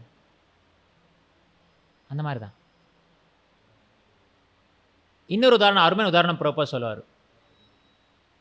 ஒரு டைப்ரைட்டர் டைப்ரைட்டர் இங்கே இருக்குன்னு வச்சுக்கோங்க, புரோபா சொல்ல உதாரணம் தான். அந்த டைப்ரைட்டர் இங்கே நீங்கள் வச்சால என்ன செய்யும், கட்னு டைப் அடிக்கும். அதை எடுத்து நீங்கள் அமெரிக்காவில் வச்சிங்கன்னா அங்கேயும் கட் டைப் அடிக்கும். அதை எடுத்து நீங்கள் சொர்க்கலோகத்தில் வச்சிங்கன்னா அங்கேயும் கட் டைப் அடிக்கும். அதை எடுத்து நீங்கள் வைகுண்டத்தை வச்சாலும் கட் டைப் அடிக்க தான் செய்யும். அதே போல் ஜீவாத்மா எந்த தருணத்திலும் யாருக்கோ சேவை செஞ்சுட்டே இருக்கணும். சேவை செய்வது ஜீவாத்மாவின் ஸ்வரூபம். அந்த ஸ்வரூபம் ஜீவேர ஸ்வரூப ஹோய் நித்தியேர கிருஷ்ணதாஸ். ஜீவாவின் ஸ்வரூபம் கிருஷ்ணதாஸ். நாங்கள் ஒன்று கிருஷ்ணதாஸாக இருக்க வேண்டும், இல்லாட்டி மாயாதாஸாக ஆயிடும். நாங்கள் இல்லாட்டி இந்த அஜ்ஞான தாச, அறியாமை தாஸாக மாறிடும். நாங்கள் அதே போல் தான் கனெக்ஷன் எடுத்து இங்கே கனெக்ட் பண்ணோம். அது எப்படி, அதுக்கு தான் நான் இங்கே வந்திருக்கோம். நாங்கள் பிரபுபாத் ஒரு உதாரணம் சொல்கிறாரு. இது இப்போ இந்த ஸ்லோகம் யுதிஷ்ட மகாராஜன் பற்றி. யுதிஷ்ட மகாராஜன் யார்? இந்தியாவோட பிரதம மந்திரியா? இல்லை, இந்த உலகத்துக்கே ராஜா. அவர் என்ன சொல்லுவாங்க, சாம்ராட், பேரரசர் சொல்லுவாங்க. சாதாரண ராஜா இல்லை, அவர் உலகத்துக்கே. அப்படின்னா இப்போ நாங்கள் நினைக்க பார்க்கக்கூடிய உலக ஜனாதிபதிகளோ இல்லை தலைவர்களோ இல்லை பணக்காரங்க இருக்காங்க பாருங்கள், அவங்கள விட பல மடங்கு அவர் பணம் இருக்குது, பணம் செல்வம் எல்லாம் அவர்கிட்ட இருக்குது. அவருக்கு இருந்தாலும் அவர் என்ன நினைக்கிறார், இல்லை, நான் அதனுடன் அதிகம் ஈடுபடாமல் அதிலிருந்து பற்றற்றவனாக அந்த கனெக்ஷன் நாங்கள் டிஸ்கனெக்ட் பண்ணிவிட்டு பகவானுக்கு தான் கனெக்ட் பண்ண போகிறேன். அதான் இப்போ நடக்குதுங்க. இதற்கு பாகவதம் மூலம் பல உதாரணங்கள் இருக்குது. யுதிஷ்ட மகாராஜ் பாகவதத்தில் இருக்கிற எல்லாரும் நிறைய பேர் பெரும்பாலானவர் நீங்கள் கிருஷ்ணலீலா எடுத்து பார்த்தீங்கன்னா எல்லாமே ராஜாக்கள் தான். ஏன்னா ஆரம்பத்தில் பிரியவிரதா, உத்தானபாதர், அதற்கு முன்னே ஸ்வயம்பு மனு, அப்படி ராஜவம்சத்திலே வந்து தான் பாகவதம் போகுது. அப்படியே 3ஆம் காண்டத்தில் உத்தானபாதர், 4ஆம் காண்டம் உத்தானபாதர் பற்றி, 5ஆம் காண்டம் பிரியவிரதா, அவருடைய லைன், அப்படியே எல்லாம் ராஜாக்கள் தான். அம்பரீஷ் மகாராஜ், யுதிஷ்ட மகாராஜ், அப்புறம் பரீட்சித் மகாராஜ், எல்லாருமே ராஜாக்கள் தான். எல்லாரும் பெரும் செல்வந்தர்கள், எல்லாரும் பகவானின் மிகச்சிறந்த பக்தர்கள். ஸோ இது என்ன அர்த்தம்? நீங்கள் வந்து டிஸ்கனெக்ட் சொன்ன உடனே என்ன நினைப்போம், உடனே எடுத்து தூக்கி போடணும் அப்படின்னு. அந்த கனெக்ஷனை கட் பண்ண உடனே என்ன இருக்கும், இல்லை இந்த கனெக்ஷன் தேவையில்லை, எடுத்து தூக்கி போகிறோம், அப்படி கிடையாது. நீங்கள் எங்கே இருக்கிறீங்களோ அந்த இடத்துல நீங்கள் வந்து டிஸ்கனெக்டட், பற்றற்றவராக இருக்க முடியும். அதுக்கு பேர் தான் டிட்டாச்மெண்ட், வைராக்கியன்னு சொல்கிறோம் சம்ஸ்கிருதத்தில். வைராக்கிய வித்யா நிஜபக்தி யோகம். பக்தி என்றால் வைராக்கிய வித்யா. எப்படி வைராக்கியத்தோடு இருக்கணும், எப்படி நான் வந்து பற்றற்றவன், பற்றில்லாமல் இருக்கணும், தொட்டும் தொடாமல் இருக்கணும். தாமரையில் தண்ணி போல் தொட்டும் தொடாமல் இருக்கணும். நாங்கள் ஜட சக்தியில் இருக்கிறோம். நாங்கள் ஏன்னா பிறந்துட்டோம், வேறு வழி இல்லை, ஒன்றும் செய்ய முடியாது. இருந்தாலும் அந்த ஜடசக்தியில் கூட இருந்தாலும் நான் வந்து அதற்கு பற்றில்லாமல், டச் இல்லாமல் எப்படி இருப்பது? இதற்கு மிகச்சிறந்த உதாரணம் வந்து, எல்லாத்துக்கும் மிகச்சிறந்த உதாரணம் வந்து ரகுநாத் தாஸ் கோஸ்வாமி. ரகுநாத் தாஸ் கோஸ்வாமி வந்து அவர் சைத்தன்ய மகாபிரபு அவர் கூட அந்த டைமில் இருந்தார். அவர் வாழ்ந்த ஊர் பேர் சப்தகிராம். அவர் சின்ன வயசில் 15 வயசு இருக்கும்போது அவருடைய தந்தை பேர் வந்து கோவர்தன் மஜும்தார், அவருடைய பெரியப்பா பேர் வந்து ஹிரண்ய மஜும்தார். நல்ல ஞாபகம் பேர்கள். அந்த நாட்களில் வந்து பெங்காலில்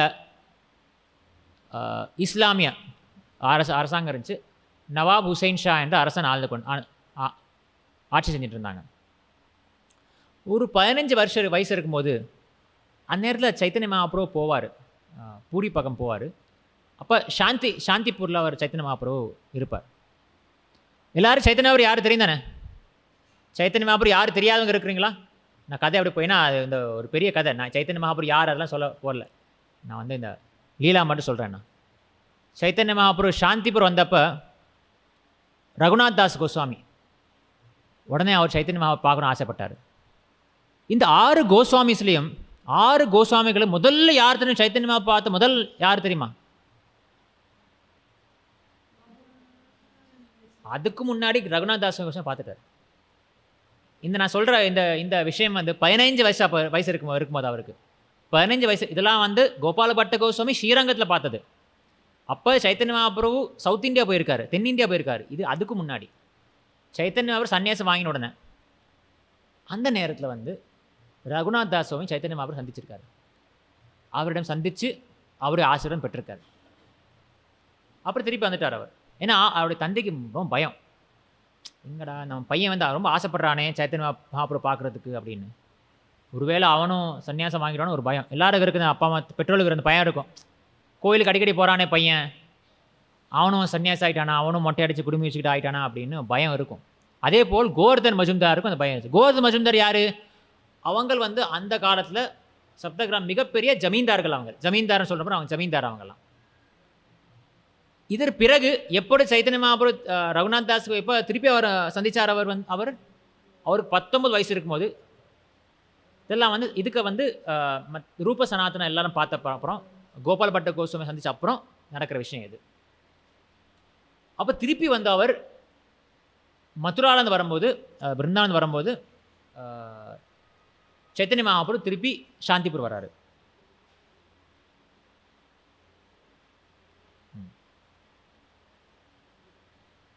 அப்பொழுது திருப்பி வந்து சைத்தன்ய மகாபிரபு சந்திக்க வந்து ரகுநாத் தாஸ் கோஸ்வாமி போவார்.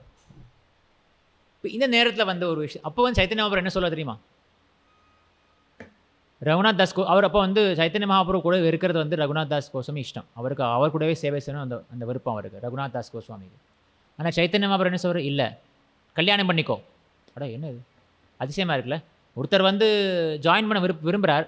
ஆனால் சைத்தன்ய மகாபிரபு என்ன சொல்கிறாரு, நீ கல்யாணம் பண்ணிக்கோ, உடைய வேலையை பாரு, உன்னுடைய அப்பாவுடைய நீ அந்த அந்த தொழில் நீ பார்த்துக்கோ, தொடர்ச்சி அதை நீ கண்டினியூ பண்ணு, அதை நீ தொடராது அப்படி சொல்லிட்டு நீ வந்து கல்யாணம் பண்ணிக்கோ அப்படி சொன்னார். சரி, சைத்தன்ய மகாபிரபு சொல்லிட்டாரு, அவரும் அப்படி திருப்பி பண்ணிட்டார். அப்போ அந்நேரத்தில் வந்து ஒரு ஒரு சின்ன ஒரு ஒரு மனஸ்தாபம், ஒரு பிரச்சனை வந்துச்சு. என்னன்னா, அந்த முஸ்லீம் அரசாட்சியில் வந்து வரி வந்து சேர்க்கறதுக்காக ஒருத்தர் இருந்தார், ஒரு முஸ்லீம் ஆள் இருந்தார், டேக்ஸ் கலெக்டர் சௌத்ரி.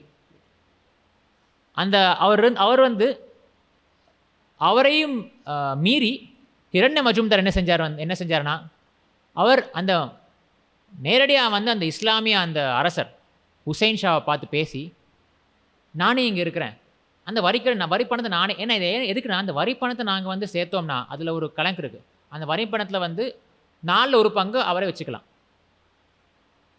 ஸோ ஹிரண்ய மஜும்தார் என்ன செஞ்சார், அந்த காலத்தில் 20 லட்சம், அந்த காலம் 20 லட்சம், இப்போவே 20 லட்சம் பெரிய விலை, அந்த காலத்தில் 20 லட்சம் தங்க காசுகள் வந்து வரியாக சேர்த்து நியாயமாக அவர் வந்து 5 லட்சம் கையில் வச்சுக்கிட்டு 15 லட்சம் கொடுக்கணும். அவர் என்ன செஞ்சார், இன்னும் 3 லட்சம் சேர்த்து வச்சுருந்தார் அவர். சரியா? இது எப்படியோ நான் சொன்னேன், முதல்ல ஒரு டேக்ஸ் கலெக்டர் இருந்தார், முதல்ல ஒரு வரி சேகரிப்பாளர் ஒருத்தர் இருந்தார், ஒரு கலெக்டர் ஒருத்தர் இருந்தார், சௌத்ரி, முஸ்லீம் சௌத்ரி, அவருக்கு தெரிஞ்சிருச்சு. உடனே அவர் வந்து போய் அரசரிடம் கம்ப்ளைண்ட் பண்ணார். அவர் புகார் கொடுத்து அதன் மூலமாக இன்னொரு அரசாங்க ஊழியர் வந்து அந்த ஹிரண்ய மஜும்தாரை அரெஸ்ட் பண்ணிட்டாங்க. அரெஸ்ட் பண்ணல, ரகுநாத் தாஸ் கோஸ்வாமியை கைது செஞ்சார் அவர். என்ன, அந்த போன நேரத்தில் ஹிரண்ய மஜும்தார் இருக்கலை, அவருக்கு பதிலாக வந்து ரகுநாத் தாஸ் வந்து கைது பண்ணிட்டார். அங்கே கைது பண்ண அப்புறம் அவங்க பேசினாங்க.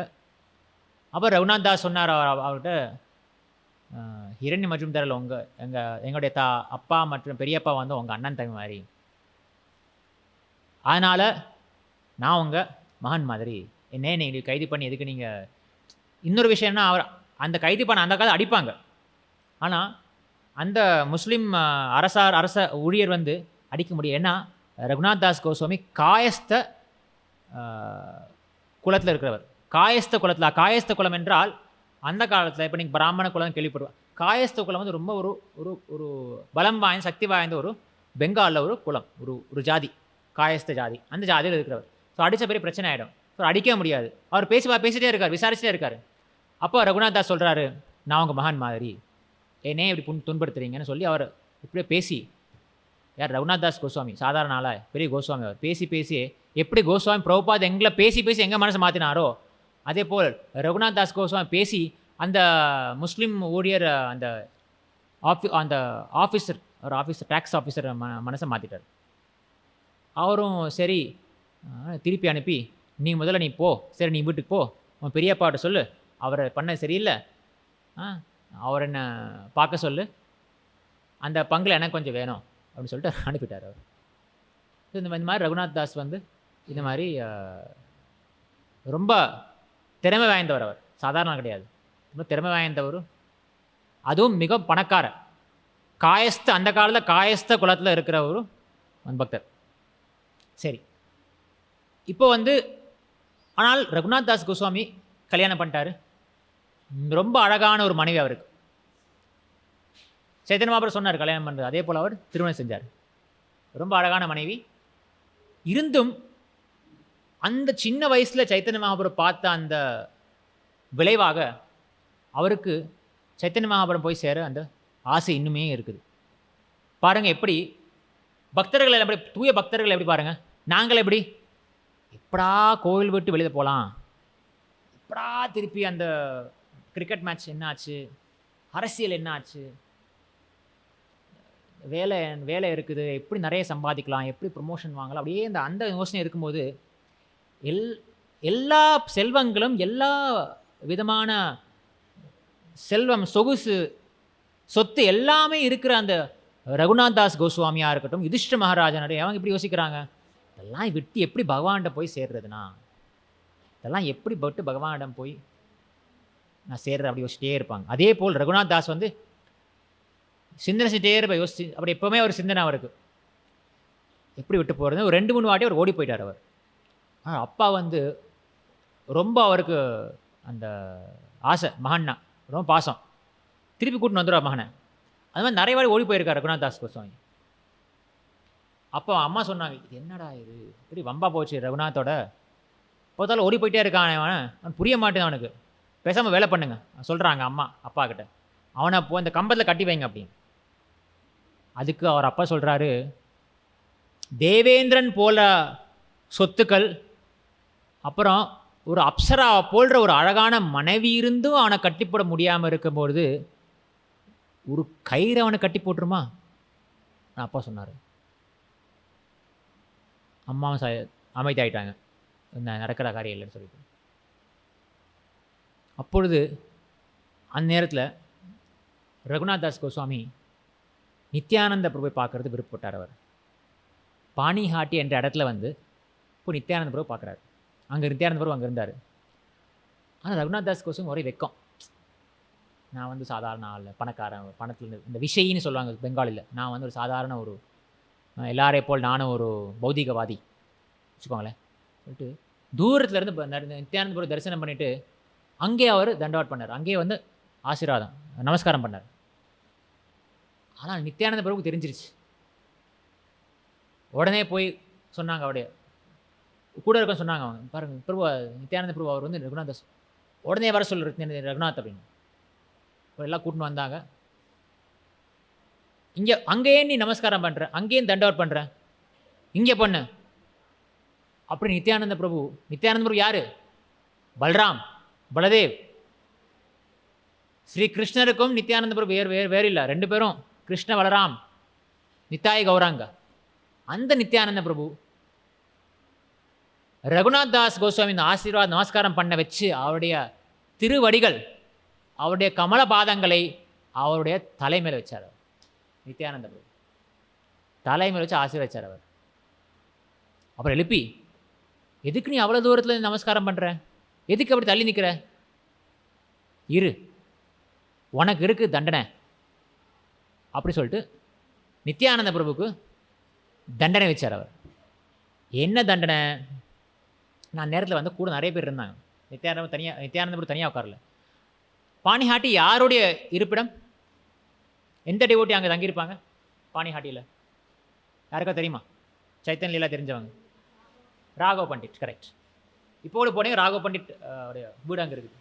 அது இஸ்கான் அங்கே தான் இருக்குது இப்போ பாணிஹாட்டியில். ஸோ அது ராகவ் பண்டிட்டுடைய இருப்பிடம். ஸோ அங்கே நிறைய பக்தர்கள் இருந்தாங்க. கங்கை கரை ஓரத்தில் அந்த மரம் இன்னொரு பாணிஹாட்டியில் இருக்குது கல்கட்டாவில். அந்த மரத்தடியில் நித்யானந்தர் உட்காந்துருக்காரு. அவர் சொல்கிறாரு, உனக்கு தண்டனை என்னென்னா, நீ எங்களை பார்த்து நீ தள்ளியில் இருக்கிறனால, அவ்வளோ தூரத்தில் நமஸ்காரம் பண்ணனால, இங்கே இருக்கிற எல்லாருக்கும் நீ விருந்து உபசாரம் செய்யணும். எல்லாருக்கும் நல்லா உபசாரம் செய்து நல்லா விருந்தளித்து எல்லாரும் வயிறார சாப்பிடணும், எல்லா பக்தர்களும். ரகுநாத் தாஸ் கோஸ்வாமி அவருக்கு நிறைய பணம் இருக்குது. உடனே அவரை செஞ்சார், ஓகே பக்கத்து இருக்க எல்லாம் வந்து போய் சொல்லி அவல் மூட்டை அவல் முதல்ல ஒரு 7 பெரிய பானை வந்து இறக்கினார். மூட்டையா அவல். அதோட சேர்த்து என்னது? பால், தயிர், சர்க்கரை. அப்புறம் பால்லாம் போட்டு சாதாரண பால் இல்லை, என்ன சொல்லுவாங்க, சுண்டி காய்ச்சின பாலா தமிழ் சொல்கிற, சுண்டி காய்ச்சின பால், இங்கிலீஷில் கண்டென்ஸ் மில்க் சொல்லுவாங்க, துக்தா பெங்காலில். அந்த பால் அருமையாக இருக்குல்ல. அப்புறம் வாழைப்பழம், சம்போக்கலான்னு சொல்லிட்டு ஒரு வாழைப்பழம் அங்கே பெங்காலில் கிடைக்கும். அந்த வாழைப்பழங்கள்லாம் வந்து சேர்த்தார், அவர் வறக்கினார். அப்புறம் அவருக்கு சேர்க்குற, அவர் உதவி பண்ண 20 பேர் எல்லாம் வந்து அந்த 7 பெரிய பானையிலும் சேர்த்து அவல், சிலதில் வந்து அவல் 2 துக்த சிடா என்றால் அவல், துக்த சிடா ததி சிடா. ஒன்றில் வந்து பால், இன்னொன்று வந்து தயிரும் வாழைப்பழம் சக்கரெல்லாம் சேர்த்து நல்ல ஒரு அருமையான பண்டங்கள் செஞ்சு எல்லாருக்கும் ஒன்றில் வந்து பால் சிடா, இன்னொன்று வந்து தயிர் சிடா எல்லாரும் கொடுத்தாங்க. முதல்ல நித்யானந்த பிரபு கொடுத்தாரு, அவரும் சாப்பிட்டாரு. பக்கத்தில் ராகவ் பண்டிட் பிரபு இருந்தார்.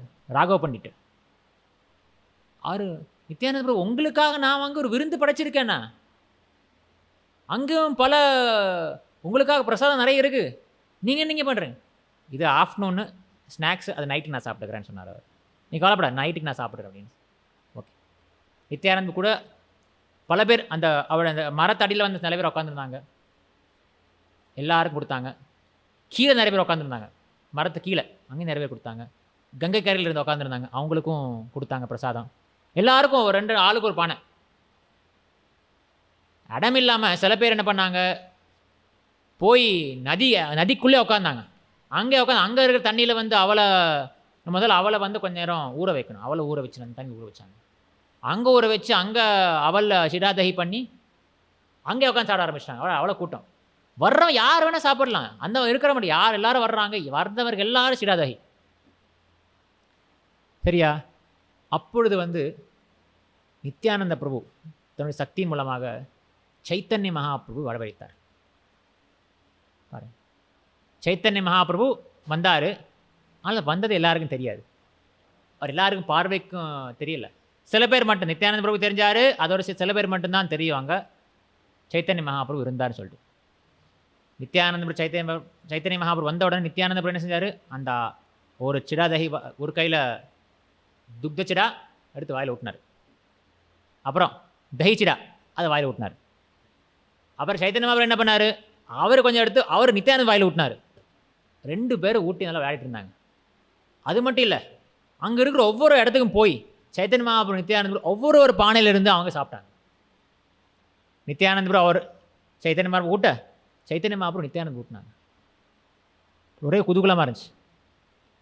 அதுக்கப்புறம் அங்கே இருக்கிறவங்க என்ன அந்த கூட்டத்தை பார்த்து என்ன நடக்கும், பக்கத்தில் இருக்க ஊர்க்காரங்களாம் வந்தாங்க. அடா நிறைய கூட்டம் நடக்குது, ஒரு பெரிய ஒரு மகோத்சவம் நடக்குது, பெரிய ஒரு பண்டிகை திருவிழா நடக்குது. திருவிழா தான் இது. திருவிழாவில் நாங்களும் போய் கடை வச்சு எங்களுடைய சமைச்ச பொருள் நாங்கள் விற்கலாம் அப்படின்னு சொல்லி அவங்களும் வந்தாங்க. எல்லாத்தையும் ரகுநாத் தாஸ் கோஸ்வாமி வாங்கினார். காசு கொடுத்து வாங்கி அதையும் எல்லாருக்கும் கொடுத்தாங்க. எல்லாருக்கும் டிஸ்ட்ரிபியூட் பண்ணாங்க அந்த பிரசாதம். நல்லா சாப்பாடு. திருவிழா வந்து வயிறு நிறைய சாப்பிட்றதுக்கு ஒரு திருவிழா. அங்கேயும் முடிச்சுதா இல்லை, இன்னும் இருக்குது. அதன் பிறகு ஒரு அருமையான கீர்த்தனம் பண்ண ஆரம்பித்தாங்க, மிகச்சிறந்த ஒரு கீர்த்தன். அங்கேருந்து ராகவ பண்டிட் வீட்டுக்கு போனாங்க எல்லாரும். அங்கேயும் ஃபீஸ்ட் இருக்க நைட்டு கீர்த்தன் ராத்திரி வரைக்கும் கீர்த்தன் பண்ணி அங்கேயும் நல்லா சாப்பிட்டாங்க. ராகவ பண்டிட் சொன்னார், ரகுநாத் தாஸ் நீ சாப்பிடாத நீருன்னு சொல்லி. சைத்தன்ய மகாபிரபு அங்கே இன்னும் இருந்தார், அங்கேயும் வந்தார் கீர்த்தனோட சேர்த்து. சைத்தன்ய மகாபிரபு வந்திருந்தார். சைத்தன்ய மகாபிரபு நித்யானந்த பிரபு எல்லாரும் வயிறார சாப்பிட்டாங்க. வயிறார சாப்பிட்டு சைத்தன்ய மகாபிரபுவும் நித்யானந்த சாப்பிட்ட அந்த உச்சிஷ்டா, அவங்க சாப்பிட்ட மிச்சத்தை வந்து அப்படியே எடுத்து ரகுநாத் தாஸ் கோஸ்வாமி கொடுத்தார். அவர் ராகவ பண்டிட், நல்லா சாப்பிடு, நீ உனக்கு தேவை இதுன்னு கொடுத்தாரு. அப்படி ஒரு அருமையான இதுக்கப்புறம் அப்படியே முடிஞ்சுது.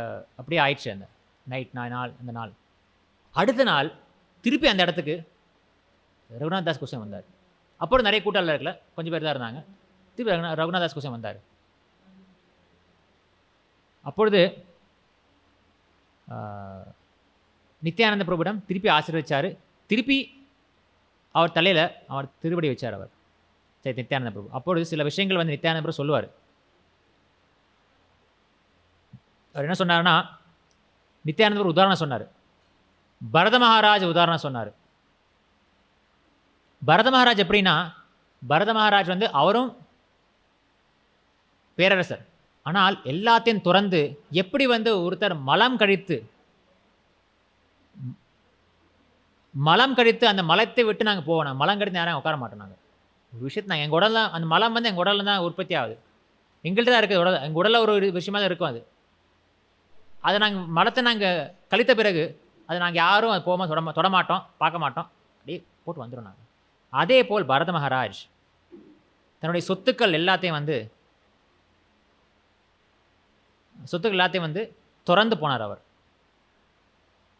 ஸோ அதுக்கு வந்து சைத்தன்ய அப்புறம் சொல்லுவார்,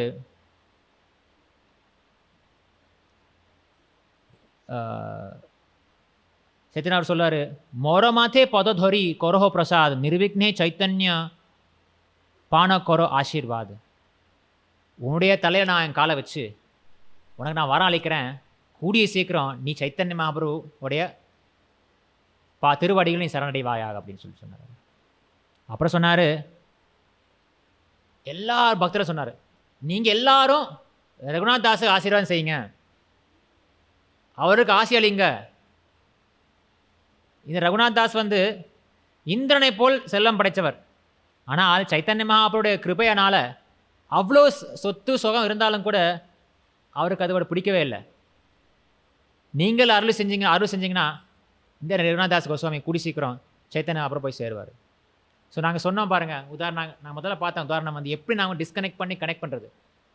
ஜரசக்தியிலேருந்து டிஸ்கனெக்ட் பண்ணிவிட்டு பகவானுடைய கனெக்ட் பண்ணுறது மிக முக்கியமாக தேவைப்படுவது நித்யானந்த பிரபு ஆசீர்வாதம். நித்யானந்த பிரபு இல்லாமல் சைத்தன்ய மகாபிரபு கிடைக்க மாட்டார். நித்தாயினோ பொலிலோ முகே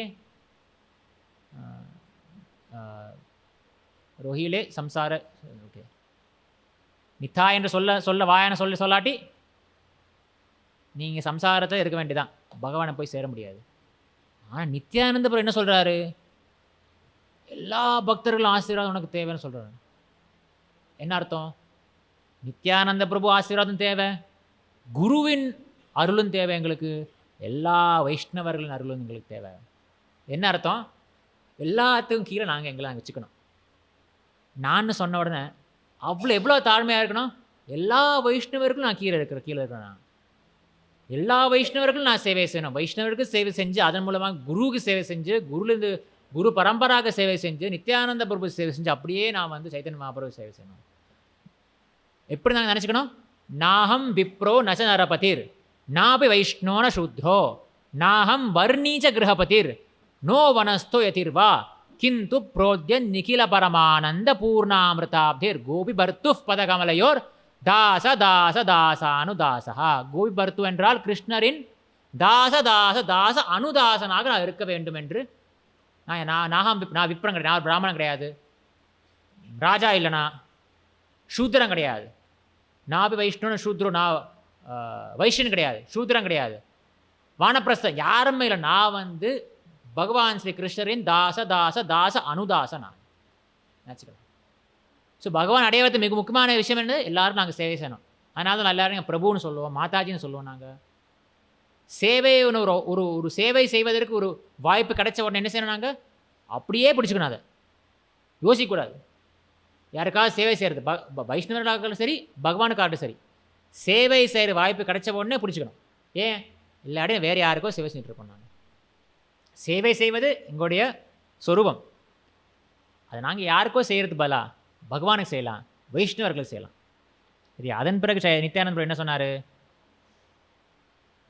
எவன் ஒருவன் கிருஷ்ணரின் கமலபாதங்களின் அந்த சுகந்தம் அந்த வாசனை கிடைக்குதோ அவனுக்கு பிரம்மலோகம் வந்து ஸ்வர்கலோகத்துக்கு மேலே டாப் மோஸ்ட் தான். அந்த பிரம்மலோகத்தில் இருக்கிற அந்த சுகம் கிடைச்சாலும் அவனுக்கு அதை போதாது. யாருக்கு? பகவானின் திருவடியின் சுகந்தத்தை அந்த அனுபவித்த ஒருத்தனுக்கு. அப்புறம் தான் சொல்லுவார் நித்யானந்த பிரபு, பரத மகாராஜ் வந்து அவருடைய அந்த அந்த வாலிப வயசில், அந்த அருமையான வாலிப வயசில் இருந்தார் அவர். அந்த வயசில் வந்து எல்லாம் அழகான மனைவி, குழந்தைகள், ராஜ்யம் எல்லாத்தையும் மட்டும் வந்து ஒரு மலத்தை எப்படி நாங்கள் தியாகம் செய்கிறோமோ அதே போல் தியாகம் செஞ்சு போயிடுவார் அவர் பகவானை தேடி. அண்ட் அப்புறம் சொல்கிறாரு, ரகுநாத் தாஸா, நீ எப்படி வந்து எல்லாருக்கும் வந்து விருந்தோபசாரம் செஞ்சு எல்லாருக்கும் சேவை செஞ்சியோ, அந்த நேரத்தில் சைத்தன்ய மகாபிரபு உனக்காக அவர் வந்தார். நீ எல்லாருக்கும் சேவை செய்யும்போது சைத்தன்ய அதை நாங்கள் பகவானுக்கும் குருக்கும் சேவை செஞ்சால் பகவான் எங்களை நோக்கி வருவார். பாருங்களேன், சைத்தன்யா வந்து என்ன செஞ்சார்? அவரும் இந்த சிடாதை சாப்பிட்டாரு. சாப்பிட்டு எல்லா டிவோட்டிஸ் எல்லா கீர்த்தனையும் அவரும் பங்கு பெற்றார். அவர் ஆடினார், பாடினார், ராத்திரி இருந்தார். ராகவ பண்டிட் வீட்லேயும் சாப்பிட்டு போனார். அவர் எதற்கு வந்தார்? அவர் தொமா உத்தாரித்தே கௌர ஆயிலா, உன்னோட உத்தாரத்துக்கா நீ உதாரணக்கு உன்னுடைய இந்த என்ன சொல்கிறது ஜடவுல உன்னுடைய மோட்சத்துக்காக வந்தார். அவர் உன்னை விடுதலை செய்வதற்கு வந்தார் அவர் சைத்தன்ய மகாபிரபு. நீ கவலைப்படாத, எல்லா துன்பங்களும் தீர்ந்து சொன்னுடைய உன்னுடைய எல்லா பந்தங்களும் முடிஞ்சு போச்சு. சைத்தன்ய மகாபிரபு உன்னை வந்து ஏற்றுக்கொள்வார். ஏற்றுக்கொண்டு அவருடைய செக்ரட்டரி, அவருடைய ஸ்வரூப தாமோதர் கூட ஒன்று சேர்த்து வைப்பார். ஸ்வரூப தாமோதர் மூலம் திருப்பி கூட ரகுநாத தாஸ் கோஸ்வாமி நேரடியாக சைத்தன்ய மகாபிரபு போகல. இன்னொரு கதை இருக்குது பாருங்கள். இப்போ நாங்கள் பகவானை அங்கே நோக்கி போகும்போது நேரடியாக போகிறது கிடையாது. அது ஒரு குறுங்கி நெளிஞ்சு வளைஞ்சு போகிற ஒரு பாதை. எல்லா வைஷ்ணவருக்கு எவ்வளவுக்கு எவ்வளோ நாங்கள் வைஷ்ணவர்கள் அங்கே சேவை செய்கிறோமோ, எவ்வளவுக்கு எவ்வளோ வைஷ்ணவர்கள் நாங்கள் திருப்திப்படுத்துகிறோமோ, எவ்வளவுக்கு எவ்வளவு நாங்கள் குருவை திருப்திப்படுத்துகிறோமோ, எஸ்ய பிரசாதாத் பகவத் பிரசாதோ, குருவை திருப்திப்படுத்தி வைஷ்ணவர்களை திருப்திப்படுத்தி அதன் மூலமாக தான் எங்களுக்கு பகவான் அடைய முடியும். திருப்பி வந்து அப்போ கூட ரகுநாத் தாஸ் கோஸ்வாமி வந்து சொருப்பு தாமோதர் போய் போய் சேரன்னு சொல்கிறார். அவர் கூடி சீக்கிரனையும் சைத்தன்யமாக போய் சேருவேன் அப்படின்னு சொன்னார். அப்புறம் அங்கிருந்து ரகுநாத் தாஸ் கோஸ்வாமி நித்யானந்த பிரபுவிடம் ஆசீர்வாதம் பெற்று எங்கே போனார்? ராகவ் பண்டிட்டு போனார். அங்கே போய் அவர்கிட்ட ஒரு 100 நாணயங்கள் கொடுத்து, இதெல்லாம் நித்யானந்த பிரபு நீங்கள் கொடுத்துருங்க அப்படி சொன்னார். நான் கொடுத்து சொல்லாதீங்க, நித்யானந்த பிரபு கொடுத்துருன்னு சொன்னார். ஸோ இதில் என்ன தெரியுது பாருங்க, இங்கேயும் இருக்குது. முடிஞ்ச அளவுக்கு எங்கள் செல்வத்தை நாங்கள் பகவானுக்கு கொடுக்கணும். எவ்வளவு சேவை செய்ய முடியுமோ அதை செய்யணும் நாங்கள். சரியா?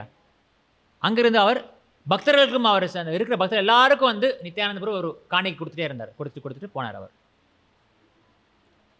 ராகவ் பண்டிட் வந்து நித்யானந்த பிரபு அவர் கையில் பிரசாதம் கொடுத்து வீட்டுக்கு அனுப்பினார். சரி, ஆயிடுச்சு. அப்புறம் இப்போ நாள் போக போக இப்போ ரகுநாத் தாஸ் கோஸ்வாமிக்கு நித்யானந்த பிரபு ஆசீர்வாதம் கிடச்சிருச்சு, சைத்தன்ய மகாபிரபு ஆசீர்வாதம் கிடச்சிது, எல்லா வைஷ்ணவர்களும் ஆசீர்வாதம் கிடச்சிது, ராகவ் பண்டிட் ஆசீர்வாதம் கிடச்சிது. இதெல்லாம் கிடச்ச உடனே அவர் வீட்டுக்குள்ளே போகல. அவர் திருப்பி வீட்டுக்குள்ளே போகல. அங்கே இருக்க துர்கா மண்டபத்தை படுத்து தூங்கிட்டு இருந்தார். துர்கா மண்டபம்னா அது வீட்டில் வெளியே இருக்கிற இடம். இன்னொரு பாஸ்ட் டைமில் வந்து அங்கே வந்து ஒரு முஸ்லீம் வந்து ஒரு மாட்டை வெட்டி, நீங்கள் சைத்தன்ய சரிதாமத்தில் இருக்குது, துர்கா மண்டபத்தில் மாட்டை வெட்டி, அது வந்து அந்த பாவத்தினால் தான் வந்து ஹரிதாஸ் தாக்கூர் செய்த அந்த அபராதத்தினால வந்து இந்த விஷயம் நடந்திருக்கும். இந்த ராமச்சந்திர கானுக்கு துர்கா மண்டபத்தில் வந்து அவர் படுத்திருப்பார். ஆனால் அங்கே படுத்த என்ன செய்யாங்க அப்பா அம்மா, அவருக்கு அங்கேயே பாடி கார்டு செக்யூரிட்டி வச்சாங்க. அவருக்கு என்ன ஓடி போயிட்டான்னு திருப்பி யார்? ரகுநாத் தாஸ் கோஸ்வாமி அங்கே இருந்தார். அப்படி இருக்கும்போது கூட பாடி கார்ட்ஸ் இருப்பாங்க. அப்போ வந்து எல்லா பக்தர்கள் வந்து ஜெகநாத்புரி போனாங்க. ஒவ்வொரு வருஷம் ரத யாத்திரா நேரத்தில் போவாங்க ஜெகநாத்புரிக்கு. பெங்காலில் இருந்து பக்தர்கள் ஜெகநாத்புரி போவாங்க. அந்த நேரத்தில் வந்து ரகுநாத் தாஸ் யோசிச்சார், இப்படி போகிறதுனா அப்படின்னு. முடியலை. எல்லாரும் ஆசீர்வாதம் கிடச்சிருக்கு அவருக்கு. பகவானை கூடிய சேரக்கூடிய நேரம் நெருங்கி வந்துட்டே இருக்குது. எப்படி போகிறார் பாருங்க. ஆனால் அதே நேரத்தில் வந்து மாயை எப்படி பாருங்கள், நாங்கள் நினைப்போம் நாங்கள் பகவானை போய் சேரோம், நாங்கள் நினச்சிடுவோம். நாங்கள் அந்த நேரத்தில் மாயா ஒரு லாக் போட்டுரும். மாயா வந்து அங்கே லாக் பண்ணிடும். அப்படியே நாங்கள் போக முடியாது. நாங்கள் பிரச்சனை வந்துடும். நாங்கள் நினச்சிட்டே இருப்போம். நாங்கள் சரி நாங்கள் சாண்டிங் பண்ண ஆரம்பிச்சிட்டோம். நான் வந்து பகவான் கிருஷ்ணர் தான் எனக்கு ரொம்ப சந்தோஷமாக இருக்குது. டெம்பிள் போகிறது, சர்வீஸ் பண்ணுறது ரொம்ப கஷ்டம், நல்லா சந்தோஷமாக இருக்குது. அடுத்து ஒவ்வொரு வாரம் வர பார்ப்போம் நாங்கள். சரி இன்னும் நிறைய வர பார்ப்போம் நாங்கள். ஆனால் போக போக பார்த்தீங்கன்னா வீட்டில் பிரச்சனைகள் வரும். வீட்டில் இருக்கிறவங்க கேட்க ஆரம்பிச்சிடுவாங்க, கூட இருக்கிறவங்க ஏதாவது தொல்லை கொடுப்பாங்க. இப்போ நாங்கள் என்ன செய்யணும்? அந்த ரகுநாத் தாஸ் கோஸ்வாமி நாங்களும் அந்த நேரத்தில் வந்து நாங்களும் புத்திசாலித்தனமாக யோசிக்கணும். அப்போ நேரத்தில் வந்து யதுநந்தன் ஆச்சாரியர்னு ஒருத்தர் இருந்தார். ஒரு நாள் ராத்திரி நேரத்தில் யதுநந்தன் ஆச்சாரியர் வந்து அவர் இந்த ஒரு குருன்னு வச்சுக்கோங்களேன், குரு ரகுநாத் தாஸ் கோஸ்வாமி குரு அந்த நேரத்தில் வந்தார். அவர் என்ன சொன்னார், பக்கத்தில் ஒரு கோயில் இருக்குது, அந்த கோயிலில் வந்து ஒரு சேவை செய்கிறதுக்கு பக்தர் இருப்பார். அந்த பக்தர் வரமாட்டேங்கிறார். யார்? யதுநந்தன் ஆச்சாரியர் சொல்கிறார், ரகுநாத் தாஸ் கோஸ்வாமி. அந்த பிராமணர் வந்து அந்த வைஷ்ணவர் வந்து சேவை செய்ய மாட்டேங்கிறாரு. அவர் தான் அந்த சேவை செய்யணும், யாரும் இல்லை அந்த கோயிலில். அதனால் வந்து நீ போய் பேசி அந்த டிவோட்டி பேசி அவரை சேவை செய்ய வைங்க.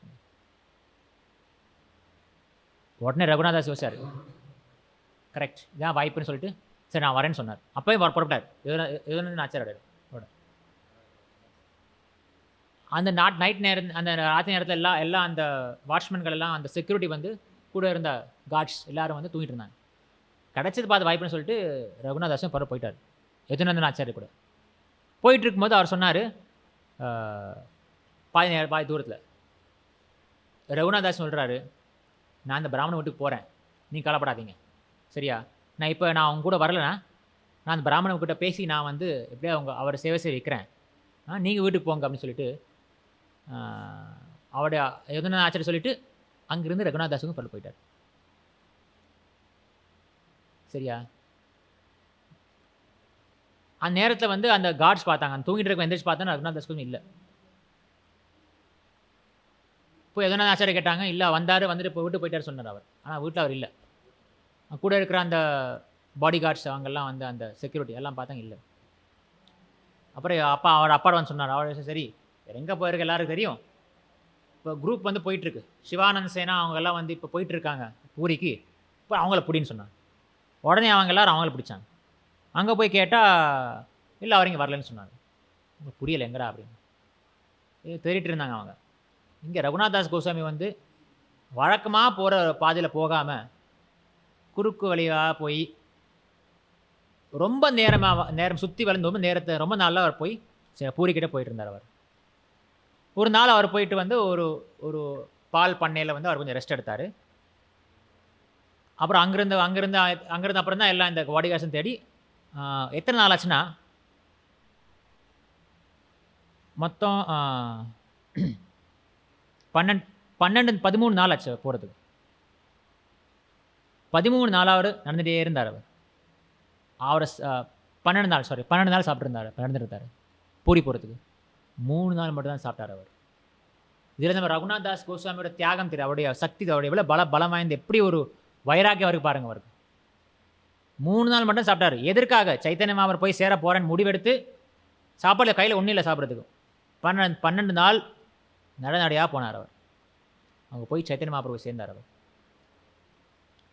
அங்கே கூட சைத்தன்ய மகாபிரபு கூட முகுந்த் தத்தா, ஸ்வரூப் தாமோதரில் உட்காந்துருந்தாங்க. திருப்பி வந்து தூரத்திலிருந்து அவர் அதே மாதிரி சைத்தன்ய மகாபிரபு நமஸ்காரம் பண்ணார். ரகுநாத் தாஸ் கோஸ்வாமி சைத்தன்ய அவர் பார்த்த உடனே பக்கத்தில் வான்னு சொல்லிட்டு அவர் திருப்பி அவருடைய கூட்டார். அவர் ரகுநாத் தாஸ் கோஸ்வாமி அவருடைய காலை பிடிச்சார், சைத்தன்ய மகாபிரபு காலை பிடிச்சார். அப்படி சொன்ன மாதிரி சைத்தன்ய மகாபிரபு அவரை வந்து ஸ்வரூப் தாமோதர் உடைய ஸ்வரூப் தாமோதர்கிட்ட ஒப்படைச்சார் அவர் சைத்தன்ய மகாபிரபு. இந்த பக்கம் சிவானந்த் சேனா வந்து பூரிக்கு வந்தாங்க. பூரிக்கு வந்தப்போ அவங்க பார்த்தாங்க, ரகுநாத் தாஸ் கோஸ்வாமி பார்த்தாங்க.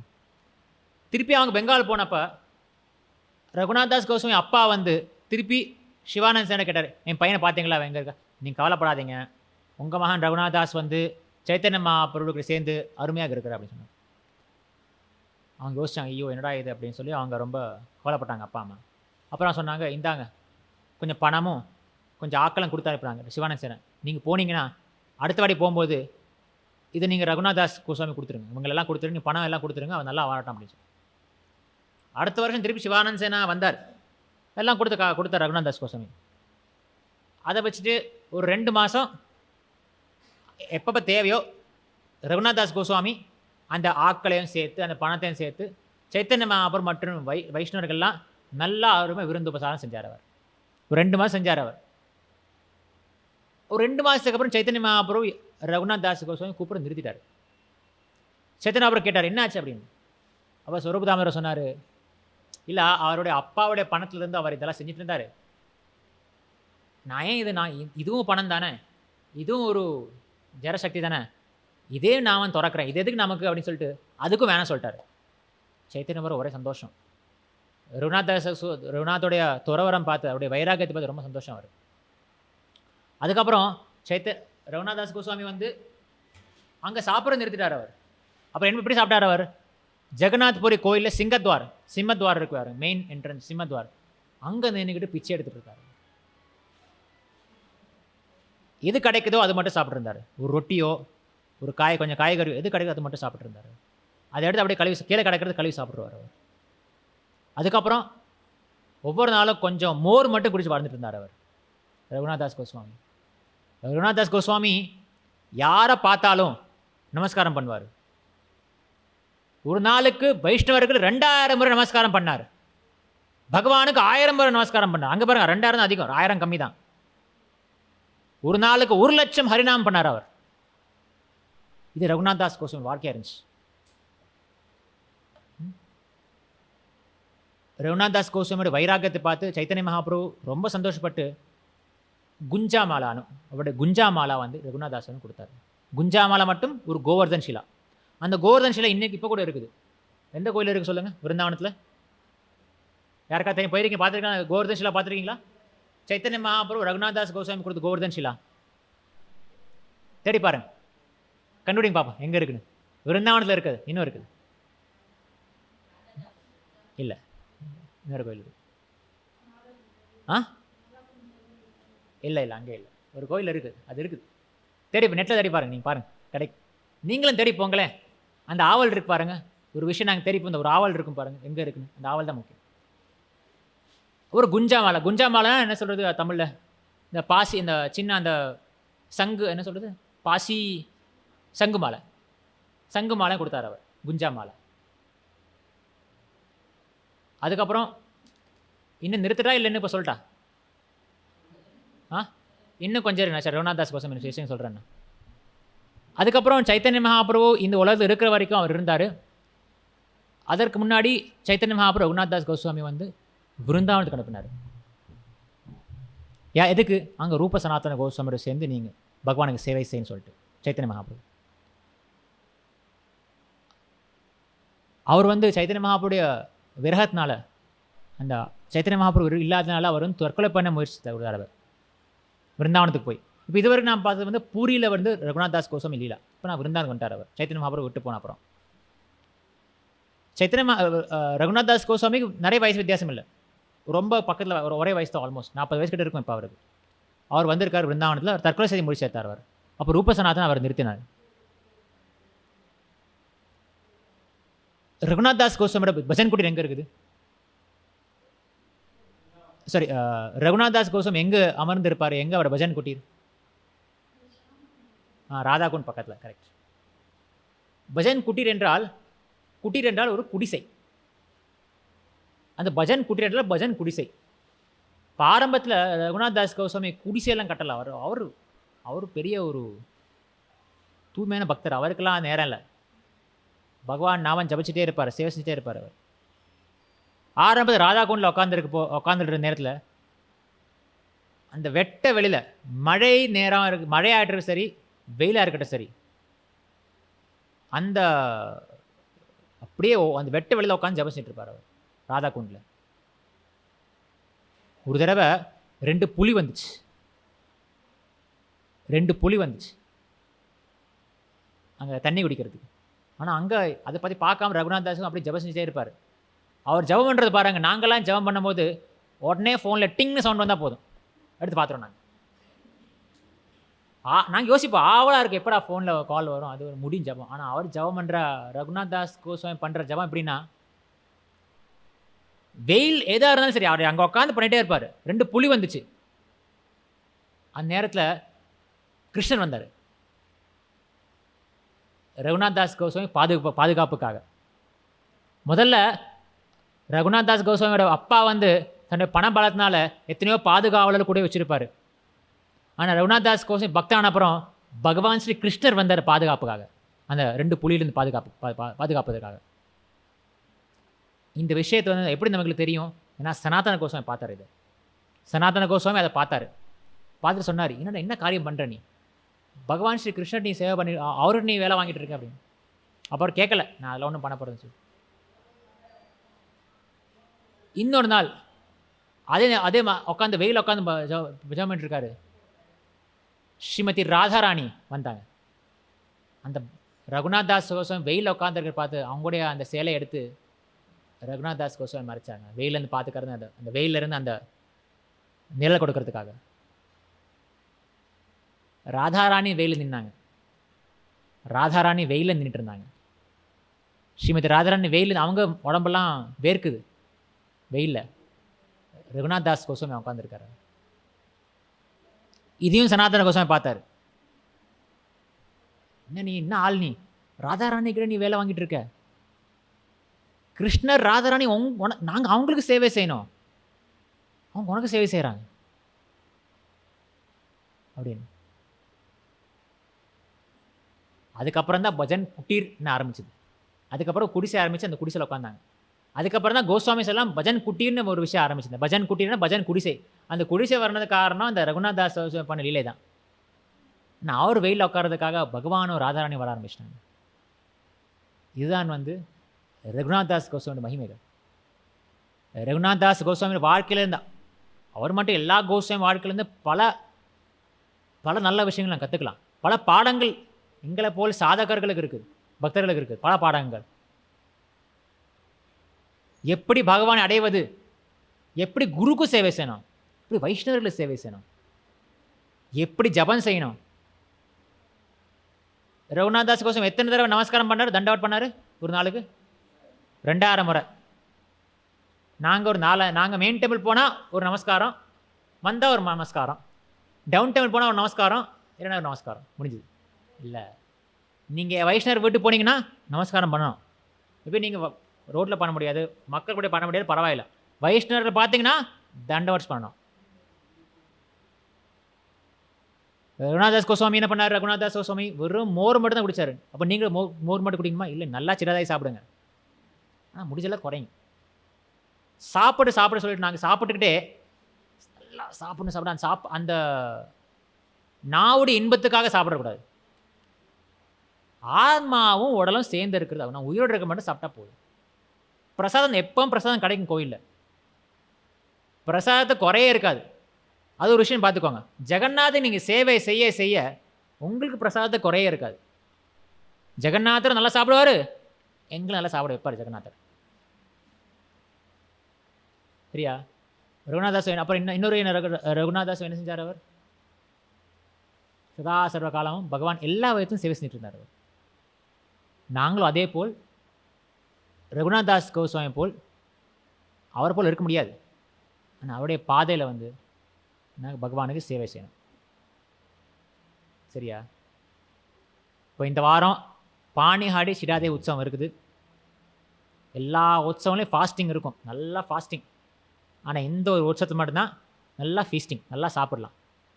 எவ்வளோ நல்லா பிரசாதம் சாப்பிடுங்க. கோவிலுக்கு வாங்க. பாருங்கள், நீங்கள் இந்த விஷயத்தை கேட்டு பாருங்கள், எத்தனை பேர் சிரிச்சிட்டு இருக்கான் பாருங்கள். எல்லாரும் வாகையில் ஒரு புன்னகை இருக்குது. ஆரம்பத்தில் நான் வந்து ஜடசக்தி மாயா சக்தி ஆரம்பிச்ச உடனே எல்லா முகம் அப்படி மாட்டிச்சு, சரி அப்படி தூக்கம் வந்துருந்தது. அப்படியே சைத்தன்ய மகாபுரியில் வந்தேன்.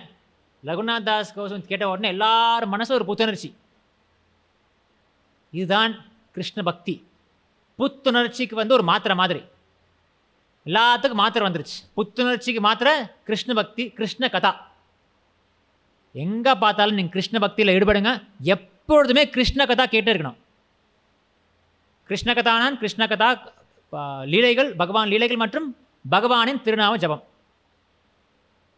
எப்பவுமே நாங்கள் செஞ்சுட்டே கூடிய சீக்கிரம் எங்களுக்கும் வந்து மாயாசக்தி கனெக்ஷன் விட்டு எடுத்துகிட்டு பகவான் கனெக்ஷன் நாங்கள் கூடிய சீக்கிரம் கனெக்ட் பண்ணிடலாம். நாங்கள் இத்தனை நான் உரையை முடிச்சுக்கொள்கிறேன். யாருக்காவது கேள்விகள் இல்லைன்னா கருத்துக்கள் சொல்லலாம், இல்லை முடிச்சுக்கலாம். நாங்கள் ग्रंथराज श्रीमद् भागवतम की, जगत गुरु शिला प्रभुपाद की, ताई गौर प्रेमानंद।